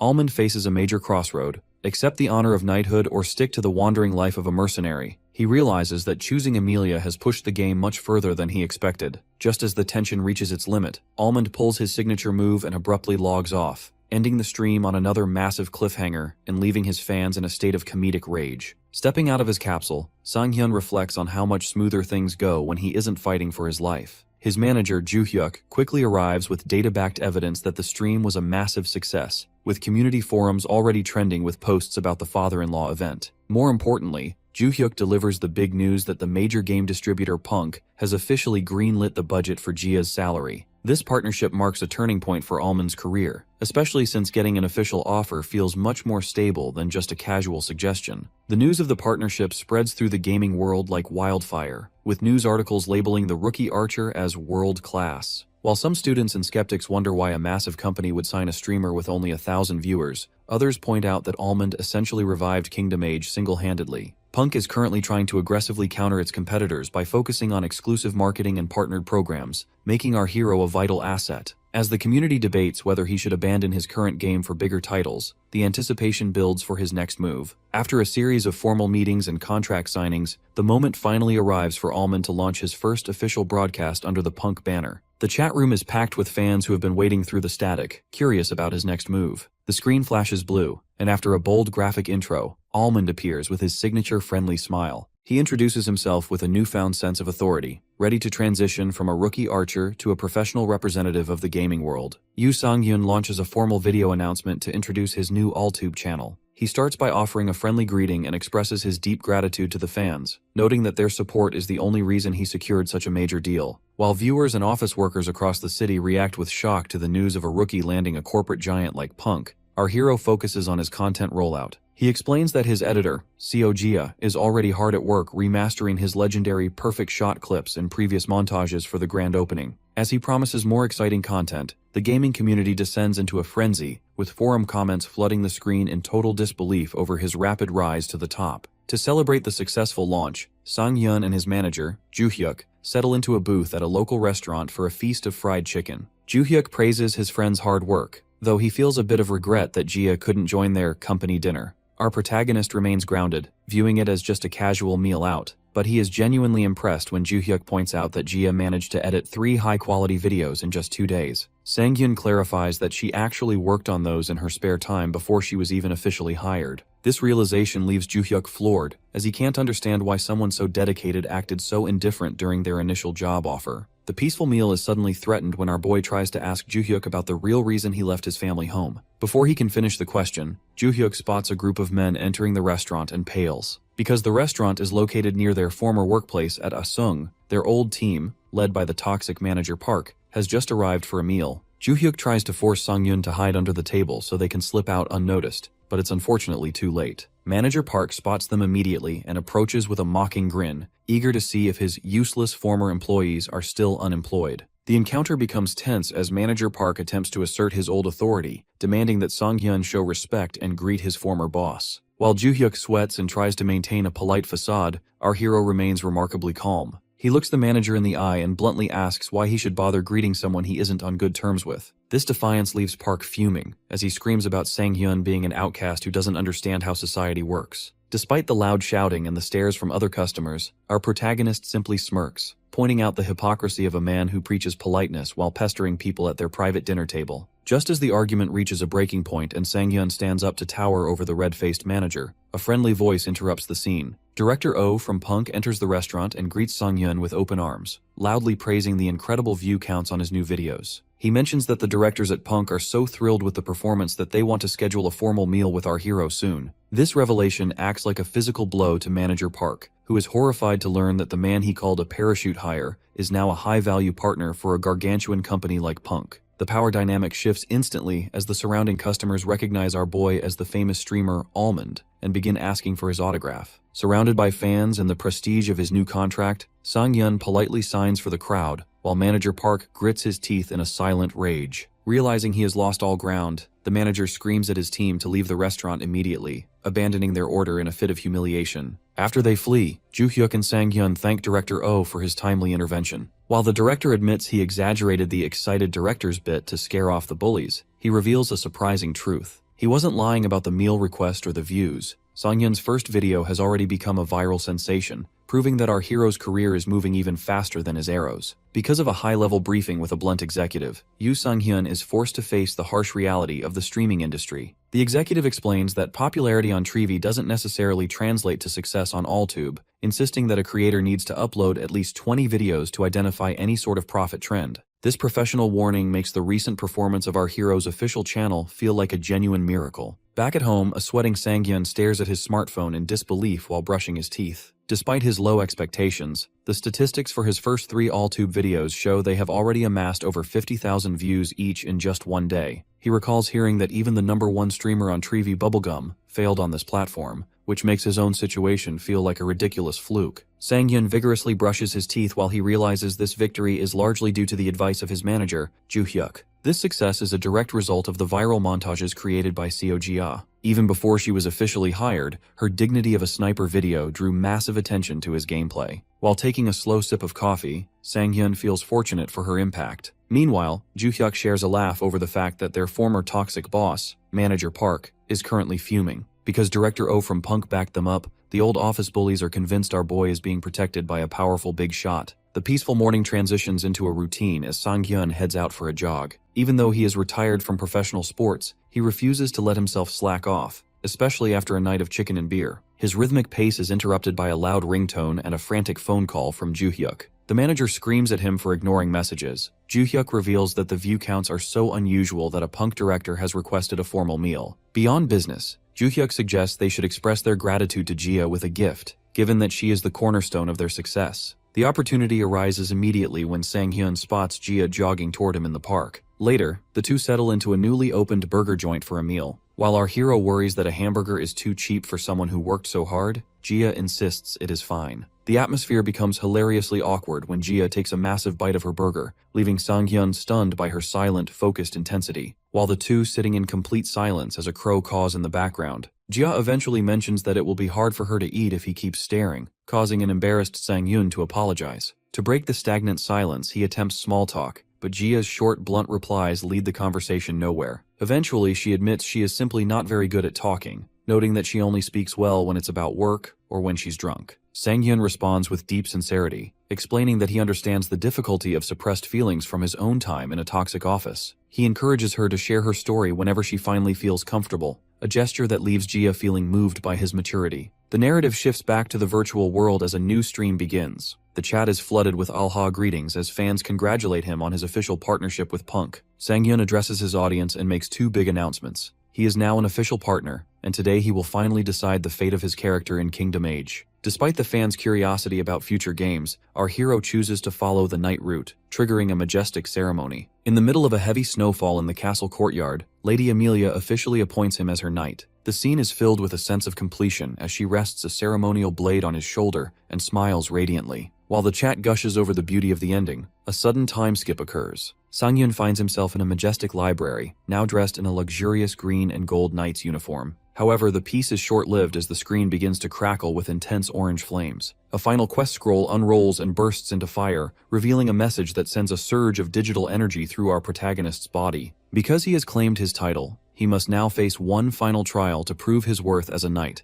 marking the beginning of the end for his journey in this world. This causes a bit of confusion since he assumed the title was already his. Before he can even process the notification, a servant boy bursts through his doors in a total panic. Because our hero isn't even dressed yet, the servant begins frantically gesturing and screaming that he'll be late for a competition. Almond has no idea what he's talking about, leading the servant to jokingly ask if he smoked opium the day before. The stream chat finds this hilarious, but the situation turns serious as the servant begins physically checking our boy to determine the legitimacy of his title. Luckily, they run into Lady Emilia. The servant is terrified that she heard him complaining, but she ignores the help and leans in to kiss Almond. This sudden reward shocks both the hero and his viewers, though our protagonist eventually justifies it by noting their relationship has naturally progressed to this point. Emilia looks him in the eye and warns him that if he fails this competition, their future together is at risk. Because she has complete faith in him, they head to a massive stone arena nearby where a crowd is already waiting. Unfortunately, a mocking noble named Count Alberto is there to greet them. He sneers at the Genere family for taking in a commoner and questions the validity of a knight without noble lineage. The stream chat immediately recognizes him as a recurring villain from other game routes and expresses a collective desire to see him defeated. When Alberto dismisses Almond's past achievements as unproven rumors, Emilia tries to defend him by bringing up the fall of Talorant. This only makes the Count more aggressive, leading him to scream at her for insulting a high-ranking noble in front of a nobody. Almond decides to step in and reassure Emilia, telling her not to worry. He stands tall and reveals that he was actually the one who suggested this competition to prove himself. As he enters the dusty arena, the crowd erupts into chants of his name. Count Alberto mocks him one last time, asking about the rules of the match before revealing the true challenge. He claims a true knight should be able to face a troll alone and releases a massive, muscular monster from behind iron gates. The spectators are terrified because trolls are notorious for their ability to regenerate, meaning a bow shouldn't be effective against them. The chat even suggests he might need a mace or a slicing weapon to deal enough damage. While the nobles suddenly vanish from their box to seek safety, Almond remains alone in the arena with the beast. He notices the troll isn't attacking immediately, so he takes the opportunity to draw an arrow. Despite the chat's skepticism, he fires a single shot that pierces the monster's chest. This creates a massive explosion of blood that leaves the entire stadium in silence. Because he used a perfect shot, the troll dies instantly, bypassing the regeneration mechanic entirely. Count Alberto is so stunned he can only stare with his mouth open, while the chat laughs at how our hero's basic attack is essentially an ultimate move. This victory secures his honor, and the scene transitions to a grand wedding ceremony where a blushing Amelia celebrates their union in a bridal gown. As the credits roll, Sang-hyun reflects on how this first virtual reality game has changed his life over the span of just 1 week. Back in his dark gaming capsule, he acknowledges that Kingdom Age is truly over and decides it's time to move on. His fans are already suggesting new games, specifically PvP titles where he would have to face real people instead of AI. Our protagonist feels a surge of pressure because he knows human opponents won't go easy on a newbie, and his reputation as a genius could easily be destroyed if he fails. However, he refuses to stay still out of fear. He looks into the camera with a confident grin and announces that his next challenge will be Battle Large. Before starting the next phase of his career, Yoo Sung-hyun sits down for a meal with his manager, Joo-hyuk. They sit at a kitchen table surrounded by a holographic projector and fried chicken, where Joo-hyuk expresses deep concern about the transition. He worries that fans of Kingdom Age will abandon the stream once the game changes, but Sang-hyun takes a sip of his soda and remains calm. Our boy explains that losing half of his viewers is a standard risk for variety streamers, but it is a necessary move because audiences eventually lose interest in creators who don't show growth. The reality of this shift hits home back in the present as the stream continues. Sang-hyun smiles for the camera, yet internally he feels a sharp sting as his viewer count rapidly drops from 2,000 to just over 1,100. He manages to stay positive by telling himself this was expected, especially since he still has to wait for Battle Large to finish downloading. The chat is filled with shock that he is a complete beginner who hasn't even pre-installed the game, leading to a flurry of messages about how rare it is to see a total newbie in such a realistic title. During the wait, a donor named Affogato gives him a heads up that Battle Large is grounded in the real world and is quite different from Kingdom Age. This information makes Sang-hyun reflect on his experience with the real Olympic simulation, which makes him more excited than nervous. Once the system confirms the download is complete, our protagonist enters the game. He is immediately transported into a military helicopter flying through a cloudy sunset, surrounded by the deafening roar of rotor blades. Inside the aircraft, a tactical soldier yells for the group to prepare for the drop. Sang-hyun looks down at his black combat boots and realizes his legs are shaking violently from the realism of the height. While the aerial view of the town below is breathtaking, the sheer drop is terrifying. When the soldier screams at him to jump, our hero hesitates, prompting the chat to mock his fear. Eventually, he is forced out into the sky, tumbling in a total panic while other players shout with excitement. Because he only watched a tutorial video and didn't expect the physical sensation to be this intense, Sang-hyun grapples with his parachute cords as he plummets. Luckily, the chute opens automatically, allowing him to catch his breath, though he quickly realizes he is falling too fast. He hits the ground with a massive dust cloud and a pained groan, rolling across the sand. The viewers laugh at his clumsy landing, but the peaceful moment is short-lived as the camera reveals a ruined city where players are already engaged in brutal fistfights. Two nearby players spot his awkward arrival and immediately target him, shouting that a noob has landed. Sang-hyun scrambles away on all fours in terror, wondering if his low level is visible to everyone. The chat clarifies that his landing gave him away, so he kicks open the door of a nearby white building to find a weapon. While panting inside, his eyes widen as he spots a compound bow sitting on a dusty table. Our protagonist recalls using these for fun during his days as a professional athlete, and feels a surge of confidence as his fingers grip the handle. Suddenly, a heavy sound from the outdoor stairs alerts him that his pursuers are moving to the second floor. A trio of players enters the hallway above, assuming Sang-hyun is still hiding on the first floor without any gear. Just as they begin to move through the hallway, an arrow pierces the leader's chest. The system announces the elimination, leaving the remaining two players in total shock. They realize their teammate was killed by a bow and attempt to retaliate, but our hero is too fast. Sang-hyun draws back again and fires an arrow that strikes the second player directly in the eye, triggering a double kill. The third player decides to run away rather than face the sniper, leading to a debate in the chat about whether to give chase. Because the group was teaming in a solo match, Sang-hyun decides to hunt him down.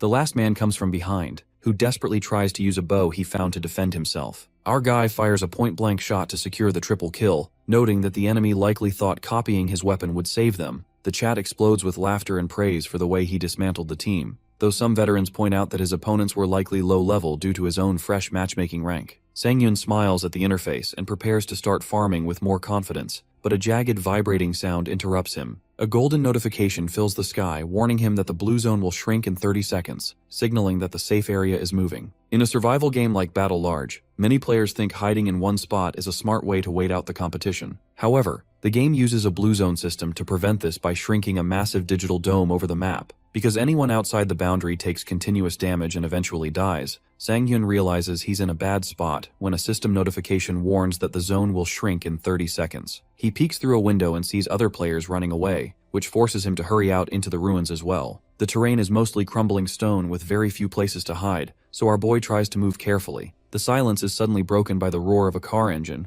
and he ducks behind a low wall while hoping the driver just passes him by. Unfortunately, a bullet strikes the stone right next to his head, followed by a hail of gunfire that sends sparks and dust flying. This jump scare leaves our hero breathless and startled, causing his chat to laugh at his panicked expression. He feels a bit embarrassed and tries to justify his reaction by reminding everyone that this is his first game, but the viewers are too busy enjoying the cute moment. The situation gets worse as the car speeds toward him, forcing him to sprint away from the wall. He realizes the enemy is using the vehicle to close the distance, but he is shocked when their bullets actually destroy the corner of the wall he was using as cover. He slides behind a more durable stone pillar just in time to avoid another volley. From this position, he spots an enemy in camouflage gear who is frustrated that his assault rifle isn't landing hits. The enemy screams for Almond to stop struggling and come out, but our protagonist stays low and waits. Sang-hyun notices another group of 3 players standing by a jeep, and his chat immediately realizes these people are teaming in what was supposed to be a solo match. He doesn't let the injustice distract him and prepares a shot with his compound bow. He fires an arrow that lands with a loud impact, instantly eliminating one of the attackers. Because the enemies aren't wearing helmets, the kill is easy. The remaining teammates are shocked by the one-shot kill, but before they can figure out that bows deal high default damage, Almond fires again and takes out a second player. The last teammate runs behind a rock in fear and screams that Almond must be a high-level player who deranked to farm kills. Our hero ignores the insults and uses the sound of the man's voice to pin down his exact location. He aims his bow high into the sky and releases an arrow that streaks into the clouds before descending perfectly behind the rock. The enemy screams in agony as the arrow hits, and the chat is stunned by the high-level no-scope play. Almond smiles and thanks the guy for making so much noise, noting that he determines everything based on sound. He fires another shot that results in a knocked-out message instead of an elimination. This confuses Sang-hyun until he realizes he accidentally matched into a squad match, where players can be revived by teammates. He feels foolish for making such a basic mistake, but the mood shifts when a viewer named Solo Alliance donates 10,000 won and promises 100,000 more if he wins the match as a solo player. Our protagonist accepts the mission, but he quickly wonders why the enemy was only knocked out if his teammates were dead. Suddenly, a suppressed rifle fires from the shadows, and a bullet hits Sang-hyun.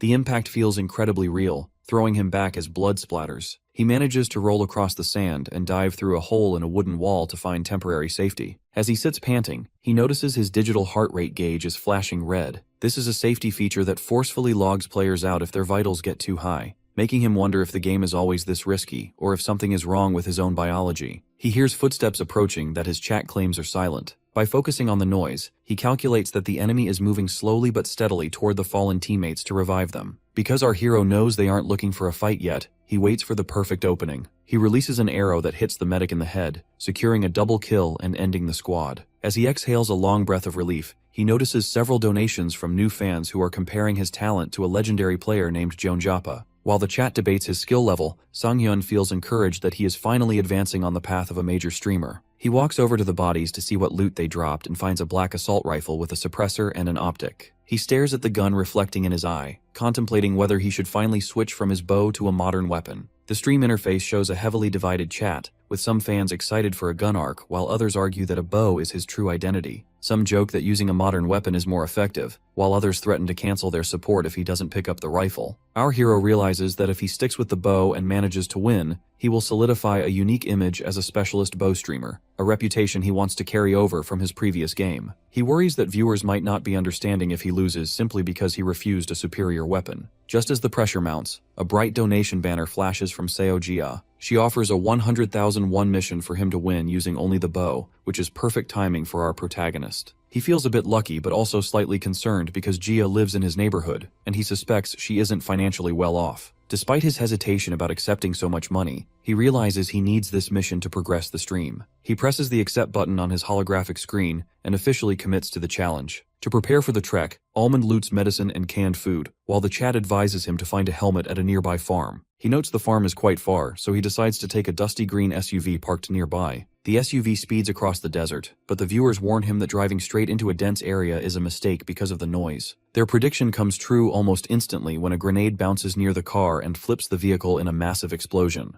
Our boy lies upside down in the wreck, jokingly wondering if he qualifies for auto insurance, only for a second grenade to consume the screen in fire. The chat assumes the run is over, but Almond emerges from the smoke and dives into cover, panting but alive. He realizes the smoke is obstructing his vision, so he sprints and jumps onto a building rooftop. As soon as he reaches the ledge, bullets strike the wall near his head. A sniper in a helmet watches him from a distant hill and coordinates with two teammates to storm Almond's building while he provides cover fire. Our hero sits hunched on the roof, gripping his bow as gunfire impacts the concrete around him. He knows he is being ganged up on, but he focuses on staying calm and listening to his surroundings. He determines there are 4 enemies in total, with 2 currently approaching his position. The sniper believes Almond is trapped because moving would result in an instantaneous death. However, our guy remembers the trick shots he used to do for fun as a young archer. He adjusts his aim at a random-looking angle and releases an arrow that ricochets off the environment. The projectile strikes one of the approaching enemies in the shoulder, resulting in a sudden elimination. The chat is in total shock, wondering if the compound bow has auto-aim, while Almond reflects on how those childhood games ended up being beneficial. He notices the footsteps of the second approaching enemy, and recognizes that a head-to-head match against a gun is a major disadvantage. He knows there isn't enough time to reload if he misses, but he refuses to leave his fate to chance. Before the enemy can even open the door, Almond leaps sideways through the air and fires an arrow downward through a tiny vertical crack in the structure. The arrow strikes the enemy in the stomach, leaving the attacker paralyzed in shock at how the shot could have possibly come through such a narrow gap. A golden elimination banner flashes across the screen as SpongeBob falls, leaving the stream audience in a state of absolute roar. Our boy managed to calculate the exact moment the door would open to fire through a tiny crack, so the chat is convinced they aren't watching a newbie,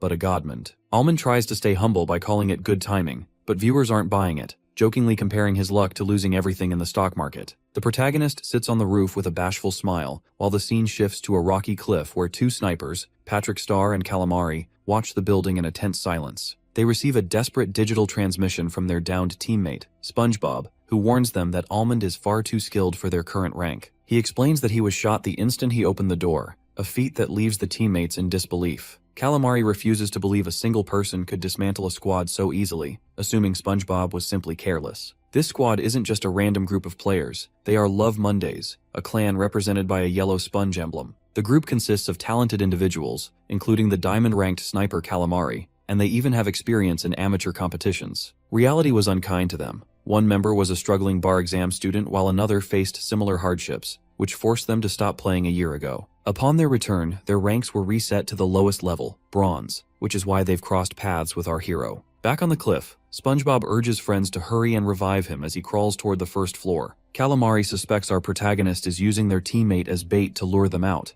questioning just how confident the archer must be. While Patrick Star suggests they simply ditch SpongeBob and run, Calamari's pride as a former elite player won't allow it. He snaps at friend, insisting that running away from a beginner-level game would destroy his reputation. This forced resolve leads them to ready their weapons and head toward the building. The two move through a desert trench, passing the fallen body of another teammate, Mr. Krabs. Calamari directs Patrick to maintain a slow, steady aim at the roof to keep Almond from popping out of cover. They feel a brief moment of relief as they reach the building's blind spot, but their peace is shattered by a sudden alert. Our protagonist releases an arrow from the rooftop, and though Calamari thinks they've successfully dodged the projectile, a golden elimination banner reveals the truth. The arrow has pierced Patrick's head through his eye, eliminating him instantly. Stunned that an arrow could come from such an impossible angle, Calamari looks up to find our hero leaping from the roof ledge like a crazy piece of shit. Almond releases a final arrow in midair, securing a double kill and wiping out the remnants of the squad. After the chaos settles, the streamer sits heavily bandaged on the floor, admitting that the jump actually hurt despite the painkillers. The chat is in an uproar, calling him a crazy son of a bitch and questioning if he inhaled something other than medicine to think of such a risky tactic. While Almond prepares for the final 26 players as the blue zone begins to shrink, the narrative shifts to the real world. A dejected Calamari is shown in his room, slamming his keyboard in a fit of frustration. He uploads a clip of his defeat to the Battle Large community forum, titled, "This Complete Pro I Met in a Bronze-Ranked Game." Because he identifies himself as the former Diamond Rank player Calamari, his testimony carries weight, and the community begins to buzz with rumors that the archer is a high-level smurf. The forum post quickly leads investigators to Almond's livestream link. Back in the game, our boy is busy looting a wooden dresser, completely unaware that he is the center of a community-wide manhunt. He notices a sudden spike in his viewer count, which has surged to 1905 people. While he tries to hide a happy twitch of his expression and maintain control, he realizes the tone of the chat has turned aggressive. New viewers are reporting him for smurfing and threatening to end his career.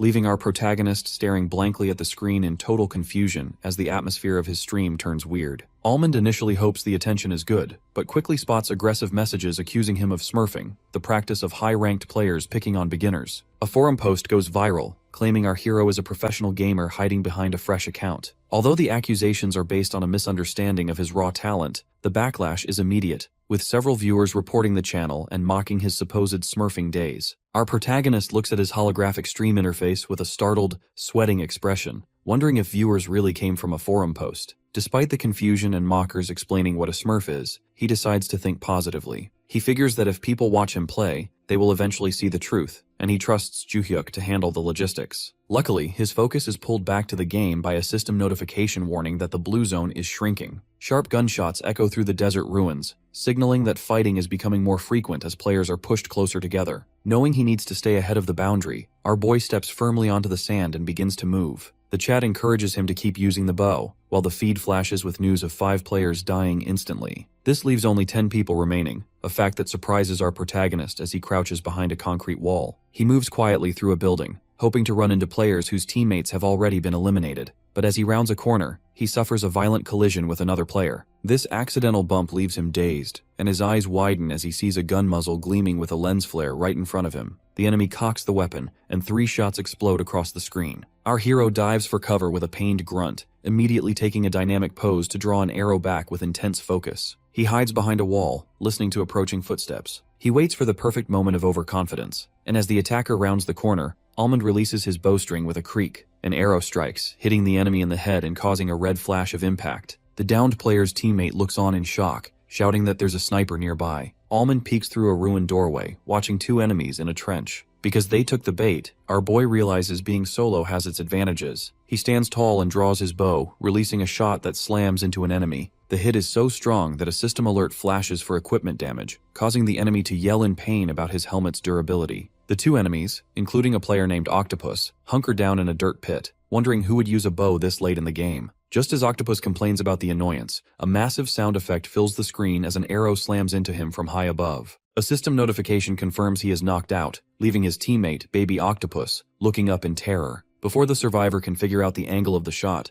another arrow streaks through the air. In a matter of seconds, 2 elimination banners appear as Almond wipes out both players. Our hero lowers his bow with a neutral expression, surprised they died so quickly. The chat reacts with awe, joking that physics makes you better at PvP and acknowledging that it isn't the bow that's good, but the man holding it. Suddenly, another player is eliminated elsewhere, leaving only 4 people left in the match. Almond looks to the side, deep in thought, realizing that if the remaining 3 aren't on the same team, he can actually get first place. Unfortunately, the blue zone starts shrinking again, and our protagonist sighs at his bad luck. The chat mocks his unluckiness, while the mission rewards for winning with only a bow and winning a squad match solo are displayed. These high stakes make the donors nervous, with some jokingly praying to every deity to save their 50k won. Almond knows that while the map shrinking helps, snipers still have plenty of places to hide. He runs forward carrying his supplies only to be startled by a voice calling out. He peeks around a corner and sees a group of 3 players standing together. They are the final squad, mocking the fact that only 1 person is left. Our protagonist stays hidden, blushing slightly from the intensity of the 3v1 situation. The chat calls this hell difficulty, noting that this was predictable since he dove into a squad match alone. The enemies check their holographic maps, feeling confident that even the blue zone is on their side.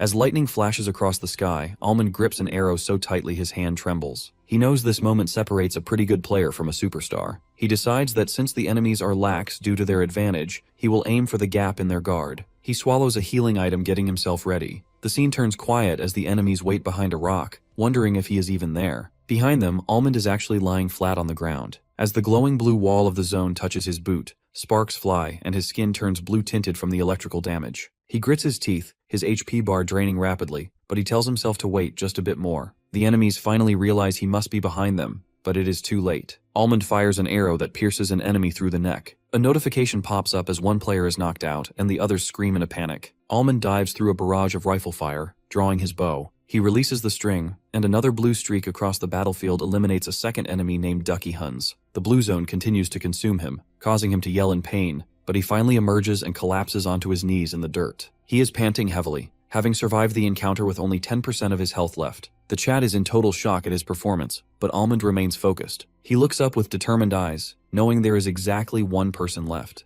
Almond remains low in the grass, eyes fixed on the final opponent. This survivor stayed silent while his teammates were being dismantled, so our boy recognizes he is dealing with a level-headed player, likely the deadly sniper noticed earlier in the kill logs. Luckily, the sniper hasn't fired yet, telling our protagonist that he is currently hidden in a blind spot. As he applies bandages to heal his remaining 10% health, a system notification warns that the blue zone is shrinking again. This forces a change in the field, as the previous knocked-out enemy is seen crawling through the brush. Initially, our hero suspects the enemy is trying to reach a teammate for a revival, but he quickly reevaluates the logic of the situation. He realizes that reviving a partner takes a significant amount of time during a high-stakes finale, so the enemy wouldn't take such a risk when victory is on the line. This leads him to conclude that the movement is actually a trick designed to lure him into the sniper's line of sight. To counter this, Almond lies completely flat in the grass, refusing to give away his position. He begins a slow, methodical crawl, sharp eyes searching for any glint of a scope or a rustle in the distance. Suddenly, an alert flashes in his mind. He has found him. The sniper is positioned on a distant hill, unaware that he is being watched. Our boy knows this is his only chance, but he faces a major technical hurdle. It is impossible to draw a compound bow while lying horizontally on his stomach. In a moment of pure creative desperation, he flips onto his back, causing the stream chat to explode with confusion. He pins the bow handle to the ground with his combat boot and uses his foot as leverage to draw the string back with both hands. This foot archery style, while physically grueling, allows him to stay below the grass line while aiming upward. With a grimace of effort, our protagonist releases the arrow. It streaks through the air like a blue comet and slams into the sniper's helmet with a thunderous impact, shattering the gear. Before the dazed enemy can finish a healing item, Almond sits up and launches a final vertical shot. The arrow pierces the sniper's head, resulting in a massive splatter of blood and a golden elimination banner. System messages confirm the impossible. Almond has secured first place in a solo squad match using only a bow. The victory triggers a massive wave of rewards and donations. Between the win a squad match alone and win using only a bow missions, our protagonist nets a total of 460,000 won in instant donations. Amidst the celebration, a 50,000 won donation from a user named Miho causes a frenzy in the chat. Miho is a famous high-tier streamer known for her celebrity looks, so the audience is stunned when she asks if Almond is looking for a clan. He politely declines, citing his need for more practice as a beginner, which earns him respect for his humility even as the chat calls him a future CEO-level player. After waving goodbye to his fans and ending the stream, Sanghyun logs out to find Joo-hyuk waiting with a phone. His manager is starstruck by Miho's beauty, though they both agree that rejecting the offer was a smart move to avoid getting compared to seasoned professionals too early. Unfortunately, the celebration is cut short by a dark turn on the Battle Large community forums. Almond's raw talent is so far beyond the average player, so he has been hit with a massive wave of smurfing reports from angry veterans. Things go from bad to worse when Sanghyun tries to log in only to find a black screen. His account has been suspended for rank manipulation. Joo-hyuk is initially in a red rage over the injustice, even throwing his laptop in a fit of anger,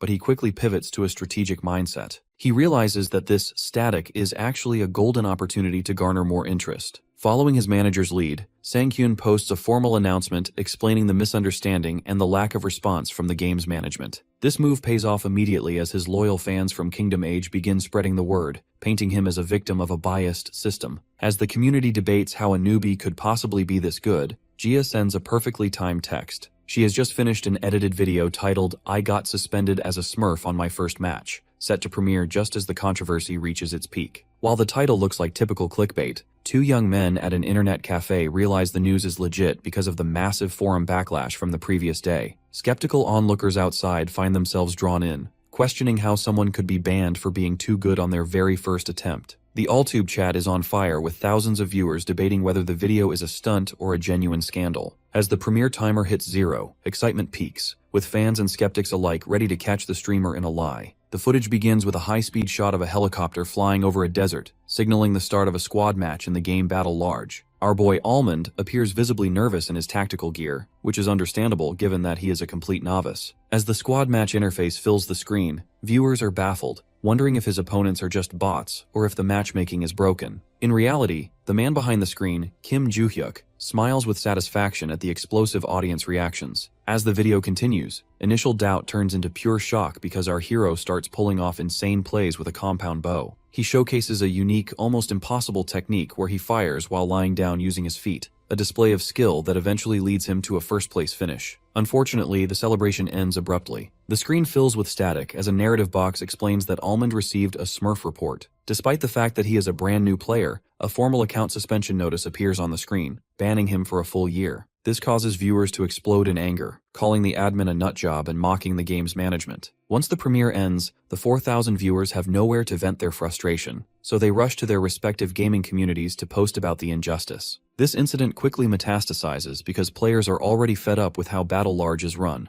and before long the controversy is featured in official news articles on popular sites. Inside the Battle Large offices, the chief admin is furious, slamming his fist onto his desk. He screams at a blonde subordinate for suspending a player without checking his match history. The employee tries to apologize, claiming there are too many reports to handle, but the chief mockingly suggests they should hold a vote on whether the employee should be fired. After the tirade, the chief settles back and asks about the streamer's reach. Upon hearing that Almond only has about 1,000 viewers and no major connections, his demeanor shifts from anger to calculated suppression. He orders the employee to make dinner appointments with forum admins to squash the story, viewing the entire situation as an insignificant annoyance that is interfering with his upcoming promotion interview. By dawn the next day, Sang-hyun is in his bathroom brushing his teeth, checking his phone for an update that never comes. Suddenly, Joo-hyuk bursts in, panicked because all the forum posts and news articles about the ban have completely disappeared. Sang-hyun realizes the company is trying to bury the evidence, rather than admit their mistake. Because their accounts are still locked, Joo-hyuk worries about today's stream, but our protagonist remains calm. He reveals that he is taking a break to meet with a director from a rival company called Punk, leaving Joo-hyuk in a state of shock at the possibility of receiving outside help. This calm, collected nature is a trait Sang-hyun has carried since childhood. A flashback to an archery field reveals a young Sang-hyun being praised by a coach for his incredible mental strength. Even when the boy lacks physical power, his focus is unparalleled. During one practice, he releases an arrow that strikes the bullseye perfectly, leaving his coach in awe.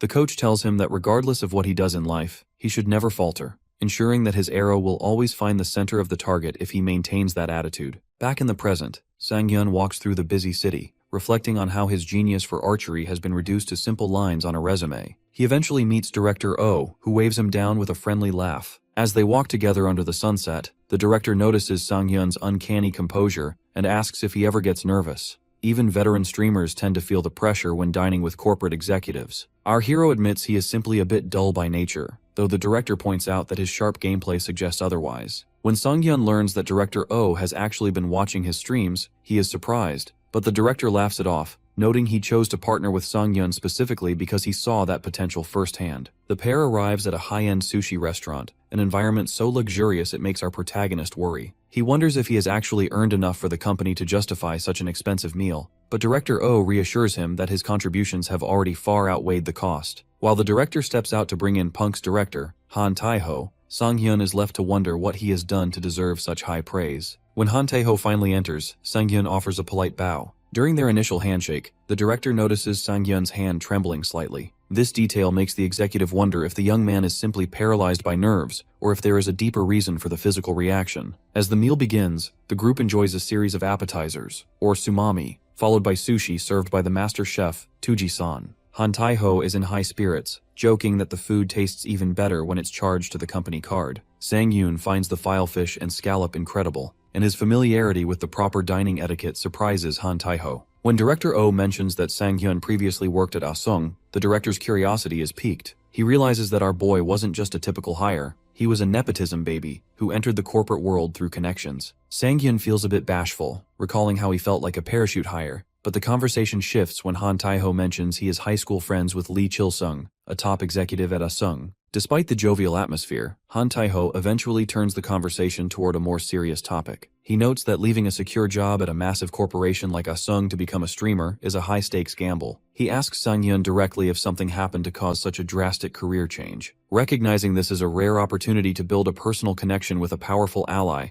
our hero decides to be vulnerable. He reveals his past as a professional archer and explains that he was a national-level champion by the age of 17. This revelation shocks the directors, especially when Sang-hyun explains that a devastating car accident resulted in a permanent hand injury that forced him to retire. He admits that he struggled for 3 years to overcome the trauma before his former coach helped him land the desk job at Asung. Because he lacked the qualifications of his elite peers, he faced constant ridicule and screaming from his bosses. He felt like an outcast until he discovered virtual reality. Within the game world, his right hand finally moved without trembling, giving him a sense of freedom he hadn't felt in a decade. Han Tae-ho is moved by the story, offering the comforting perspective that life's unpredictability is what makes it fun. He encourages Sang-hyun, insisting that his unique path will lead to success. The mood brightens as Director Oh presents a tablet showing a sharp upward trend in sales for Kingdom Age. He explains that since Sang-hyun began streaming the game, sales have skyrocketed, and user reviews are flooded with mentions of Almond. This concrete data proves that our protagonist has genuine star power. However, when the topic shifts to his current game, Battle Large, Sang-hyun realizes he can no longer stay silent. He notes that Han Taeho's own son plays the game, which adds to the pressure. He looks Han Taeho in the eye and prepares to explain the account suspension, knowing the timing is finally right to admit there is a significant problem. Inside the lobby of the Battle Large headquarters, an admin sprints across the tiles. Breathing heavily because his manager called him so early, he masks his anxiety with a greedy smirk, assuming this urgent meeting is actually about a promotion, which is why he enters the office with such energy. However, his hope vanishes when he sees assistant manager Kim already seated on the sofa. The manager wastes no time on pleasantries, asking if they know where he was that morning. When he reveals he was in the executive director's office, the admin's face breaks into a nervous sweat. The manager looks him in the eye and asks if he knows who Almond is, causing the admin to panic internally. He recalls the news articles about the admin controversy and realizes his attempt to delete all the posts failed. Before he can lie, the manager shouts in rage, demanding an answer. Unfortunately, the situation is much worse than a simple mistake. The manager mocks them, stating that since they are leaving anyway, he won't waste time talking nonsense. The admin pales, asking if this is just disciplinary action, but the manager laughs at his ignorance. He reveals a professional profile on his tablet. Our boy, Yoo Sang-hyun, is actually a partnered streamer with Punk. Because Sang-hyun increased Kingdom Age sales by 5 times, the executive director was notified immediately. The manager explains that if Punk cuts off their promotions, the company is finished. He berates them for touching a Punk partner without any proof, calling them too dull to even handle a cover-up properly. He tells them to live honestly from now on and dismisses them to the disciplinary committee. As they leave, the manager is already on the phone, confirming that the Almond case has been moved to Team 2, and the suspension has been cleared. He orders his team to prepare for an advertisement filming with Punk, noting that they need to get rid of all the dirt. Meanwhile, a heated confrontation erupts in the hallway. The admin grabs assistant manager Kim by the collar, screaming that he specifically asked if the streamer had connections. Kim grits his teeth and shouts back, reminding the admin that he was the one who wanted to bury the incident. Their shouting match turns into a physical brawl until security arrives to break them up. The next morning, the mood is much calmer at our protagonist's apartment. Sang-hyun sits eating cereal while Joo-hyuk stands nearby in pajamas, demanding to hear about the dinner with the Punk directors. Our protagonist casually mentions that it went well, and that Director Han even asked for personal archery lessons. This causes Joo-hyuk's mouth to hang open in total shock. He imagines a future where Sang-hyun is so well connected that the director considers him one of his people. While they talk, a sound rings out from the table. It is an official message from the Battle Large admin team. Because of the director's influence, the company has officially apologized for the suspension and offered in-game compensation. Joo-hyuk notices the time is exactly 9:35 a.m. This forces our hero to realize the magnitude of the support he has. The director must have called the other company's office the moment he arrived at work. Joo-hyuk happily heads to the stove, insisting on cooking a proper meal to celebrate. Ready to move forward, Yoo Sang-hyun puts on a tracksuit and heads outside to work out. While stretching, he takes a moment to post a status update. My suspension was lifted. I'll be streaming at 7 p.m. tonight. The post is immediately flooded with supportive comments from fans who are thrilled to have him back. At the same time, his editor, Seo Jia, is lying on her bed smiling at her phone. She sees that the media is now siding with Almond and exposing the stubborn admin's weak points. However, she spots a new notification that surprises her. It's a video premiere from a creator named Small Long titled Battle vs. Large. The thumbnail features a bear avatar and a tagline mocking the incompetent admin. Yoo Sang-hyun's recent account suspension unexpectedly turns into a massive promotional springboard for him. While a pink avatar issue all-tuber named Small Long initially tries to capitalize on the drama by mocking Battle Large's management, his plan backfires. Small Long aggressively shouts to his audience about how a first-time player could possibly be banned as a smurf, even leaking that a Punk director had to personally intervene because Almond's emails were being ignored by low-level staff. However, Small Long's wide-eyed greed over hitting 100,000 views in 3 hours is short-lived. Because he lacks actual footage of our boy's skill, viewers begin to sweat him, flooding the chat with demands to see the actual clips. These casual users do not care about the dogshit management. They are only curious about the player whose talent is so high it breaks the game's reporting system. Back at his apartment, Sang-hyun is stunned to see his all-tube views surging toward 400,000. While his manager Joo-hyuk reacts with explosive excitement and wonders if the numbers are a platform error, our protagonist remains remarkably stoic. He tells Joo-hyuk that while it's great to see a video blow up, the popularity of celebrities is short-lived. He believes he cannot let his emotions fluctuate over a single flame in the wind, reminding himself that mind control is a basic skill for an archer. However, this calm facade is tested the moment he enters his gaming capsule. As the stream begins, the chat moves so fast it makes him dizzy. He is so startled by the sudden influx of 2,000 people before the intro even finishes that he accidentally hits the door and pops out of the capsule. He offers a clumsy excuse to Juhyuk about moving inside, but his manager sends a mocking message, laughing at how our hero acted tough just moments before. The reality of his new scale is undeniable. The viewer count quickly climbs to 2,910, and then surges past 3,700. This influx is evidence that the character Almond has successfully crossed over to a diverse public audience that is much larger than the typical streaming niche. To ground himself, our boy reflects on his days as a national athlete, realizing that while the method of expression has changed, the high-pressure environment of the spotlight is exactly the same as standing in a stadium surrounded by falling confetti. Once the stream officially kicks off, Sang-hyun handles the transition professionally. He uses a blue digital PowerPoint-style presentation to explain the details of his suspension and how Punk's intervention resolved it. This transparency turns the chat against the Battle Large admins, with viewers expressing goosebumps that Small Long's rumors about corporate power moves were actually true. While a Kingdom Parrot troll tries to derail the mood by donating 1,001 to call his current path a shitty game, Almond simply smirks. He firmly announces his true objective for the 4,000 eyes watching, a solo match in Battle Large. Because he previously matched into a squad game by mistake, the chat is relieved to see him select an individual solo preparation match this time. However, the skepticism remains high. Many veterans believe that if he does not find a bow, he will be lucky to break the top 90, as even pros can be eliminated in 5 seconds with bad luck. This lack of faith does not bother our protagonist, as he knows he still has everything to prove. The stakes are raised instantly when a viewer named Believe You offers a massive 300,001 mission for a first-place victory. Driven by the mission and his own determination, Almond's focus becomes razor-sharp. He realizes that this match is the deciding factor in his career. He will either become a passing curiosity or a certified superstar. As the beginning game screen flashes and blue light streaks consume the capsule, our hero grips his gear with a determined look, ready to show the world the capabilities of the superstar they have gathered to see. The rhythmic thrum of a military helicopter's rotor blades cuts through a sun-bleached sky, setting a tense stage for the start of a new match in Battle Large. Inside the aircraft, the atmosphere is far from peaceful. An aggressive instructor in full tactical gear looms over the recruits, screaming at them to move faster. A nearby recruit recoils in terror, wondering if the instructor is actually just an NPC or a real person. Almond sits cautiously near the cargo hatch. He remembers being pushed out without warning in his last match, so he waits for the right moment to ensure he doesn't start the game at a disadvantage again. As Sang-hyun tumbles into the air, the vast desert map reveals ruined structures and dry riverbeds far below. He realizes that his previous struggle stemmed from landing in a chaotic zone, which is why he is now determined to find a quieter spot to farm equipment. While he plummets toward the earth, his parachute deploys, silhouetting him against the horizon. The livestream chat is already buzzing with anticipation, with viewers jokingly placing bets on whether he will have another clumsy landing. Our hero has clearly practiced.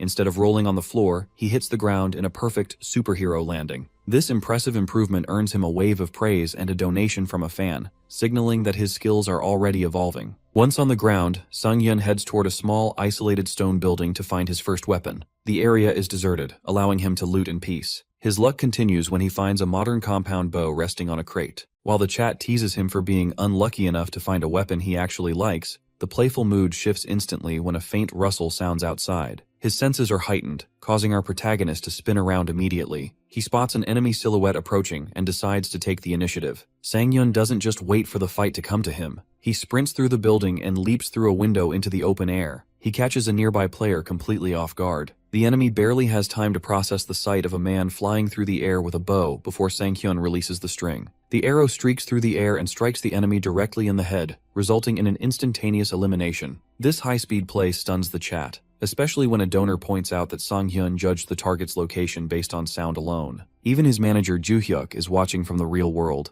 breathless at how much more graceful and composed our boy has become compared to his hectic first match. As the game progresses, Sang-hyun moves with the confidence of someone who knows exactly what will happen next. He spots another player attempting to flee across the desert and aims his bow high into the sky. The arrow drops with terminal velocity, striking the runner dead center in the head. This display of god-tier accuracy causes a divide in the chat. New viewers are in total disbelief, while old fans mock them, claiming that for Almond, headshots are the only option. Despite the praise, our hero realizes he has a major problem. He is currently 4 kilometers away from the safe zone. The blue death zone is closing in, forcing Sang-hyun to race against the clock. He quickly loots one more building, finding a camo-patterned first aid kit that will be vital for the late game. A hilarious moment occurs when the chat points out a double-barrel shotgun on the floor. Our protagonist, clearly wanting to stick to his bow-only identity, shamelessly pretends he can't see the gun at all. He ignores the protests of his viewers and walks away with a cheeky smile, prioritizing his signature style over modern firepower.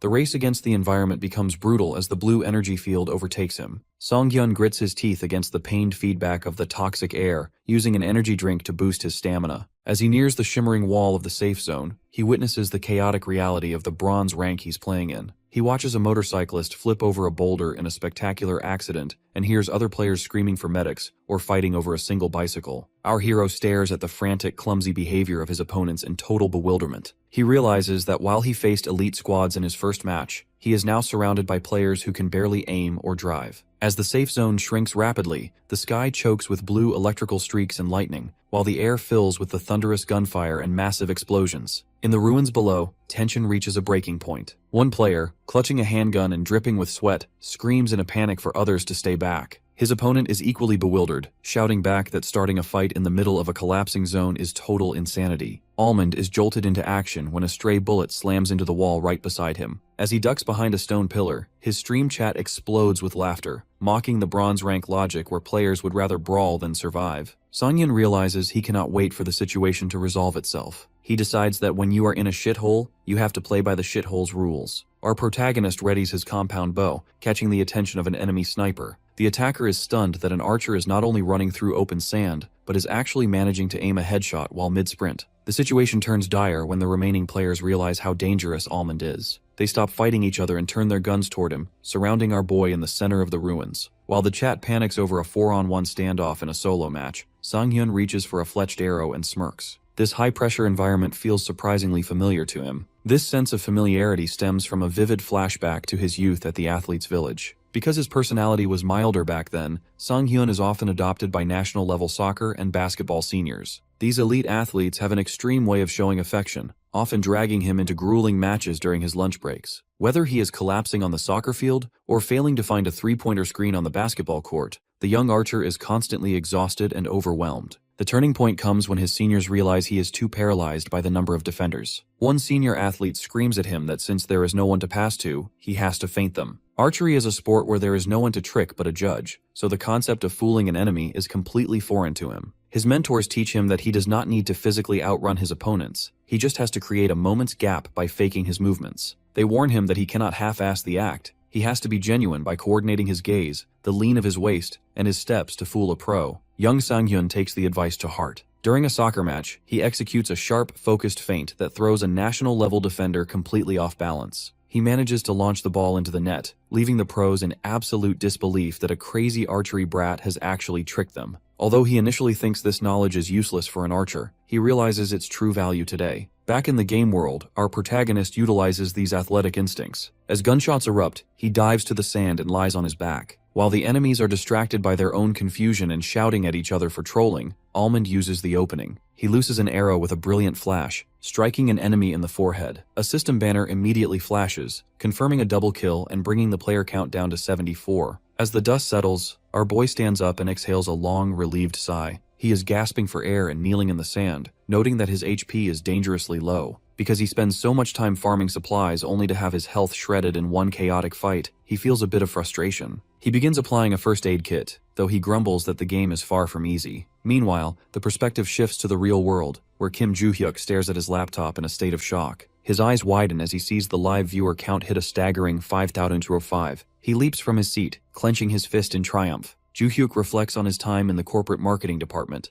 realizing that his noise marketing strategy regarding the admin controversy was the perfect double-edged sword. He knows that while the controversy brought them 5,000 new eyes, it is now entirely up to Sang-hyun to maintain that interest. Watching our hero sprint forward on the screen, Joo-hyuk shakes away his anxiety. He knows that if anyone can handle the spotlight as if it were no big deal, it is Sang-hyun. An overhead view of the desolate battle-large desert shows Almond continuing a dominant streak. With a sudden, stylized release of his bow, he lands a perfect headshot on an unsuspecting player. Having already secured 12 kills, his live stream chat is in a state of absolute shock. Our hero ignores the praise and immediately begins rustling through the fallen player's belongings. He finds nothing but basic recovery items and bandages. This lack of high-tier loot leads Almond to complain that a decent helmet is still dodging him, even though he is systematically wiping out the competition. His viewers find this obsession hilarious, pointing out that in such a low-ranked match, most players haven't survived long enough to farm anything useful. When a donor suggests he should look through houses instead of corpses, our boy delivers a cold, logical rebuttal. He decides that because the items in houses are poor, he will simply let other players do the work for him and take their gear by force. This human farming strategy earns him a new nickname from the chat, the Helmet Murderer. Our protagonist announces that he will only target players wearing helmets from now on, promising to let the unprotected ones slide by, at least in theory. The mercy Almond promised is tested almost immediately when he spots movement in the distance. He notices a player who isn't wearing a helmet and prepares to let him go, but the enemy makes the mistake of leveling a gun at him. The player has his finger on the trigger, so our hero reacts with instinctive speed. He looses an arrow that strikes with a massive impact, eliminating the threat instantly. As the enemy collapses, Almond lets out a long sigh, noting that the guy was far too noisy for someone without any head protection. The chat is floored by this cold remark, but Sunghyun is quickly distracted by his internal logistics. He notices his donation alerts are surging, which prompts him to check his live viewer count. His eyes go wide in total shock when he sees that 5,549 people are currently watching. This triggers a flashback to a conversation with his manager, Juhyuk, who previously explained that surpassing 5,000 viewers is the threshold for becoming a stable, full-time professional. This translates to a massive monthly income, so our boy becomes flustered and blushes, realizing his dream is within reach. He quickly tries to center himself, vowing never to check the viewer count during a match again to avoid losing his focus. Just as Sunghyun tries to regain his composure, a grenade rolls to his feet with a terrifying metallic sound.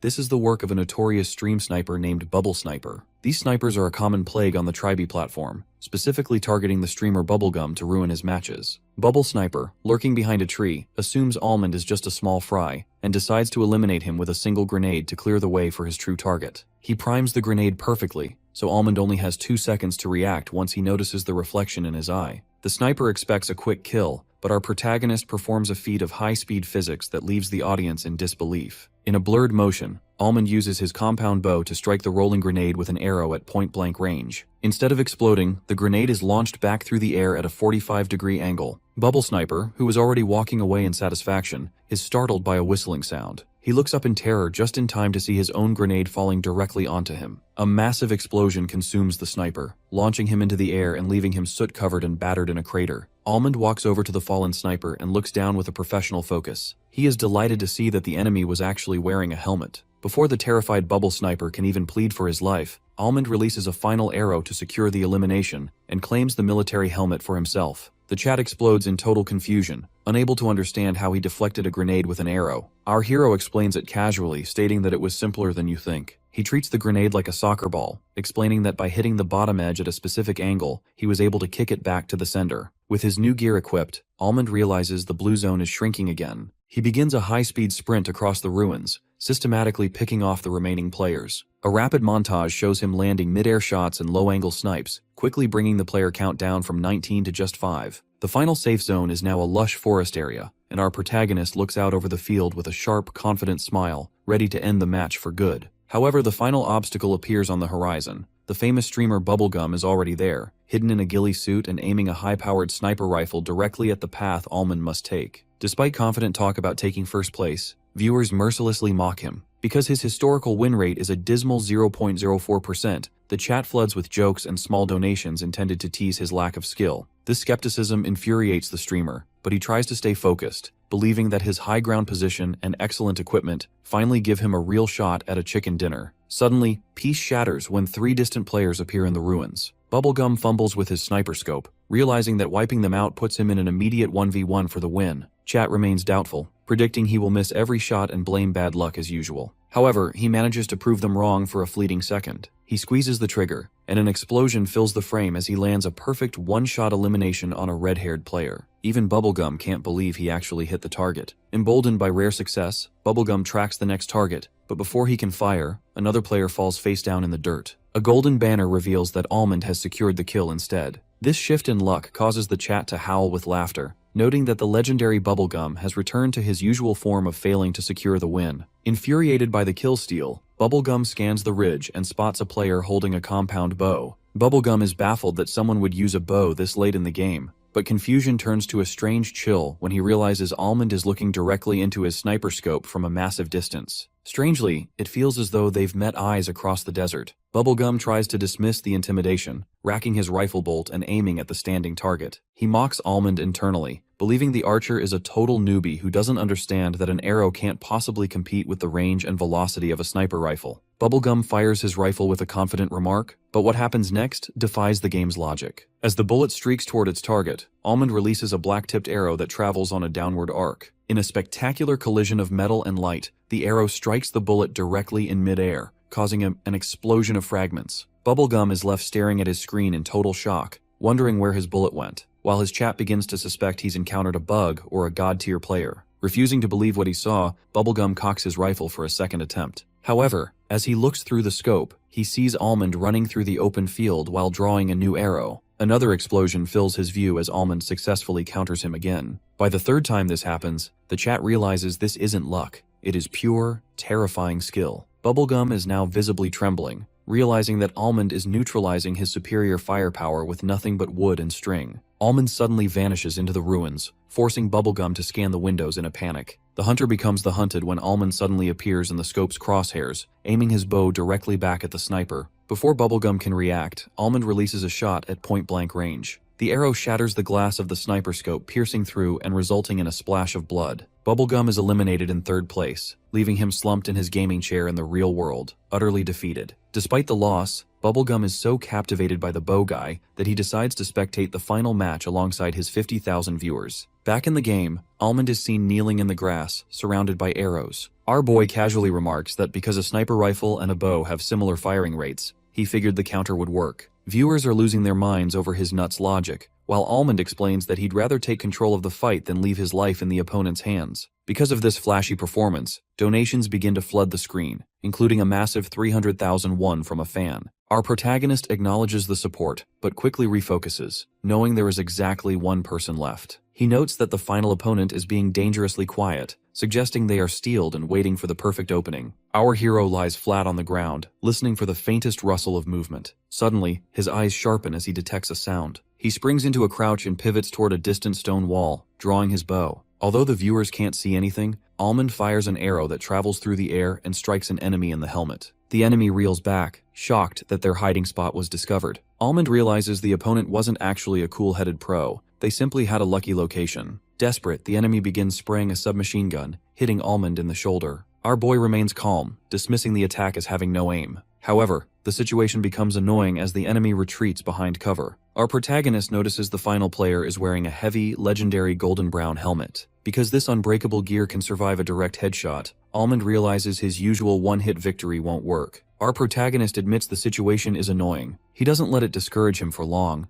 deciding that taking down a tanky opponent simply requires a bit more effort. He begins drawing his compound bow with a look of pure determination. Our boy looses an arrow that strikes the golden helmet with a sharp metallic clang. The impact is so heavy that the opponent, Pitchtone, is forced onto his knees in the grass with a pained cry. While Almond watches carefully to see if the man can still retaliate, he is suddenly blindsided by a massive white explosion. Pitchtone has deployed a desperate smokescreen, prompting the chat to mock the chaotic strategy being used to stall the fight. Tactical items like grenades and flashbangs begin flying out of the thick smoke, forcing our hero to run through a gauntlet of fire and explosions. The stream chat is in an uproar, laughing at the farming meta Pitchtone is using to stay alive. Almond realizes that if he gives his opponent any more time to heal, he will lose his hard-earned advantage. Luckily, the sound of coughing gives the enemy's position away as the smoke begins to clear. Identifying the target, our protagonist nocks an arrow. He reflects on how much he loves using a bow in this game, specifically because it allows him to kill in absolute silence compared to a loud firearm. While Pitchtone is hidden in the fading smoke desperately applying a recovery bandage, Almond releases a shot. The arrow slams into Pitchtone's chest, leaving the enemy in total shock that he was targeted so accurately without hearing a single sound. The confrontation turns pathetic as a wounded Pitchtone crawls toward 2 grenades on the ground, his hand shaking with effort. Almond refuses to let the man launch another explosive and fires another arrow that pierces Pitchtone's hand just as he reaches for the pin. Because the smokescreen should have made vision impossible, Pitchtone is left screaming in confusion about how he's being hit with such precision. Our boy simply notes that he's being forced to kill in this annoying way because of that one legendary helmet. Before the enemy can even process that he's facing a streamer, a final arrow strike secures the elimination. Confetti and paper strips rain down over the desert as a system banner congratulates Almond on his first-place victory. He has secured a staggering 31 kills, a feat that sends the chat into a frenzy. While some fans joke that he'll get banned again for such high numbers, our hero raises his bow in a triumphant pose with a wide smile. Once back in the waiting area, Sang-hyun turns on his camera to thank his supporters. He begins reading out the names of donors when a sparkling purple alert pings across the screen. A viewer named Persistent Thrower has donated a staggering 1.5 million won, calling our boy feisty. This is the single largest donation Sang-hyun has ever received, and it leaves both him and his manager, Joo-hyuk, in a state of absolute wide-eyed disbelief. In the real world, Joo-hyuk immediately begins researching the donor. He recognizes the nicknames Persistent Thrower and Strategist from old named donor lists on Tribe dating back 10 years. Because these accounts have no history of issues, he concludes they are high-profile supporters rather than trolls. He breaks into a confident smirk, realizing that Sang-hyun is officially raking in big money and successfully proving their toxic former boss, Manager Park, wrong. Back on the stream, Sang-hyun feels the pressure to give a proper reaction for such a massive gift. He recalls that his previous reaction for 300,000 won was a somersault, so he decides to up the ante. He finds his compound bow against a wall and tells the audience that his credibility is at stake. He performs 3 rapid, high-speed backflips in midair before firing an arrow into the sky as a final salute. He waves a joyful goodbye to his audience, but the exit goes horribly wrong. Instead of a smooth logout, the screen fades back in to show Almond's character standing in the field with an arrow through his own head. This hilarious offbeat ending sends the chat into fits of laughter, with fans joking about somersault inflation causing the stream to crash. In reality, Sang-hyun is screaming at Joo-hyuk for failing to cut the feed on time. Joo-hyuk can only laugh and apologize, explaining that he fumbled the controls because Sang-hyun ended the stream so abruptly. After the adrenaline fades, Sang-hyun heads for a shower to wash away the exhaustion of the day.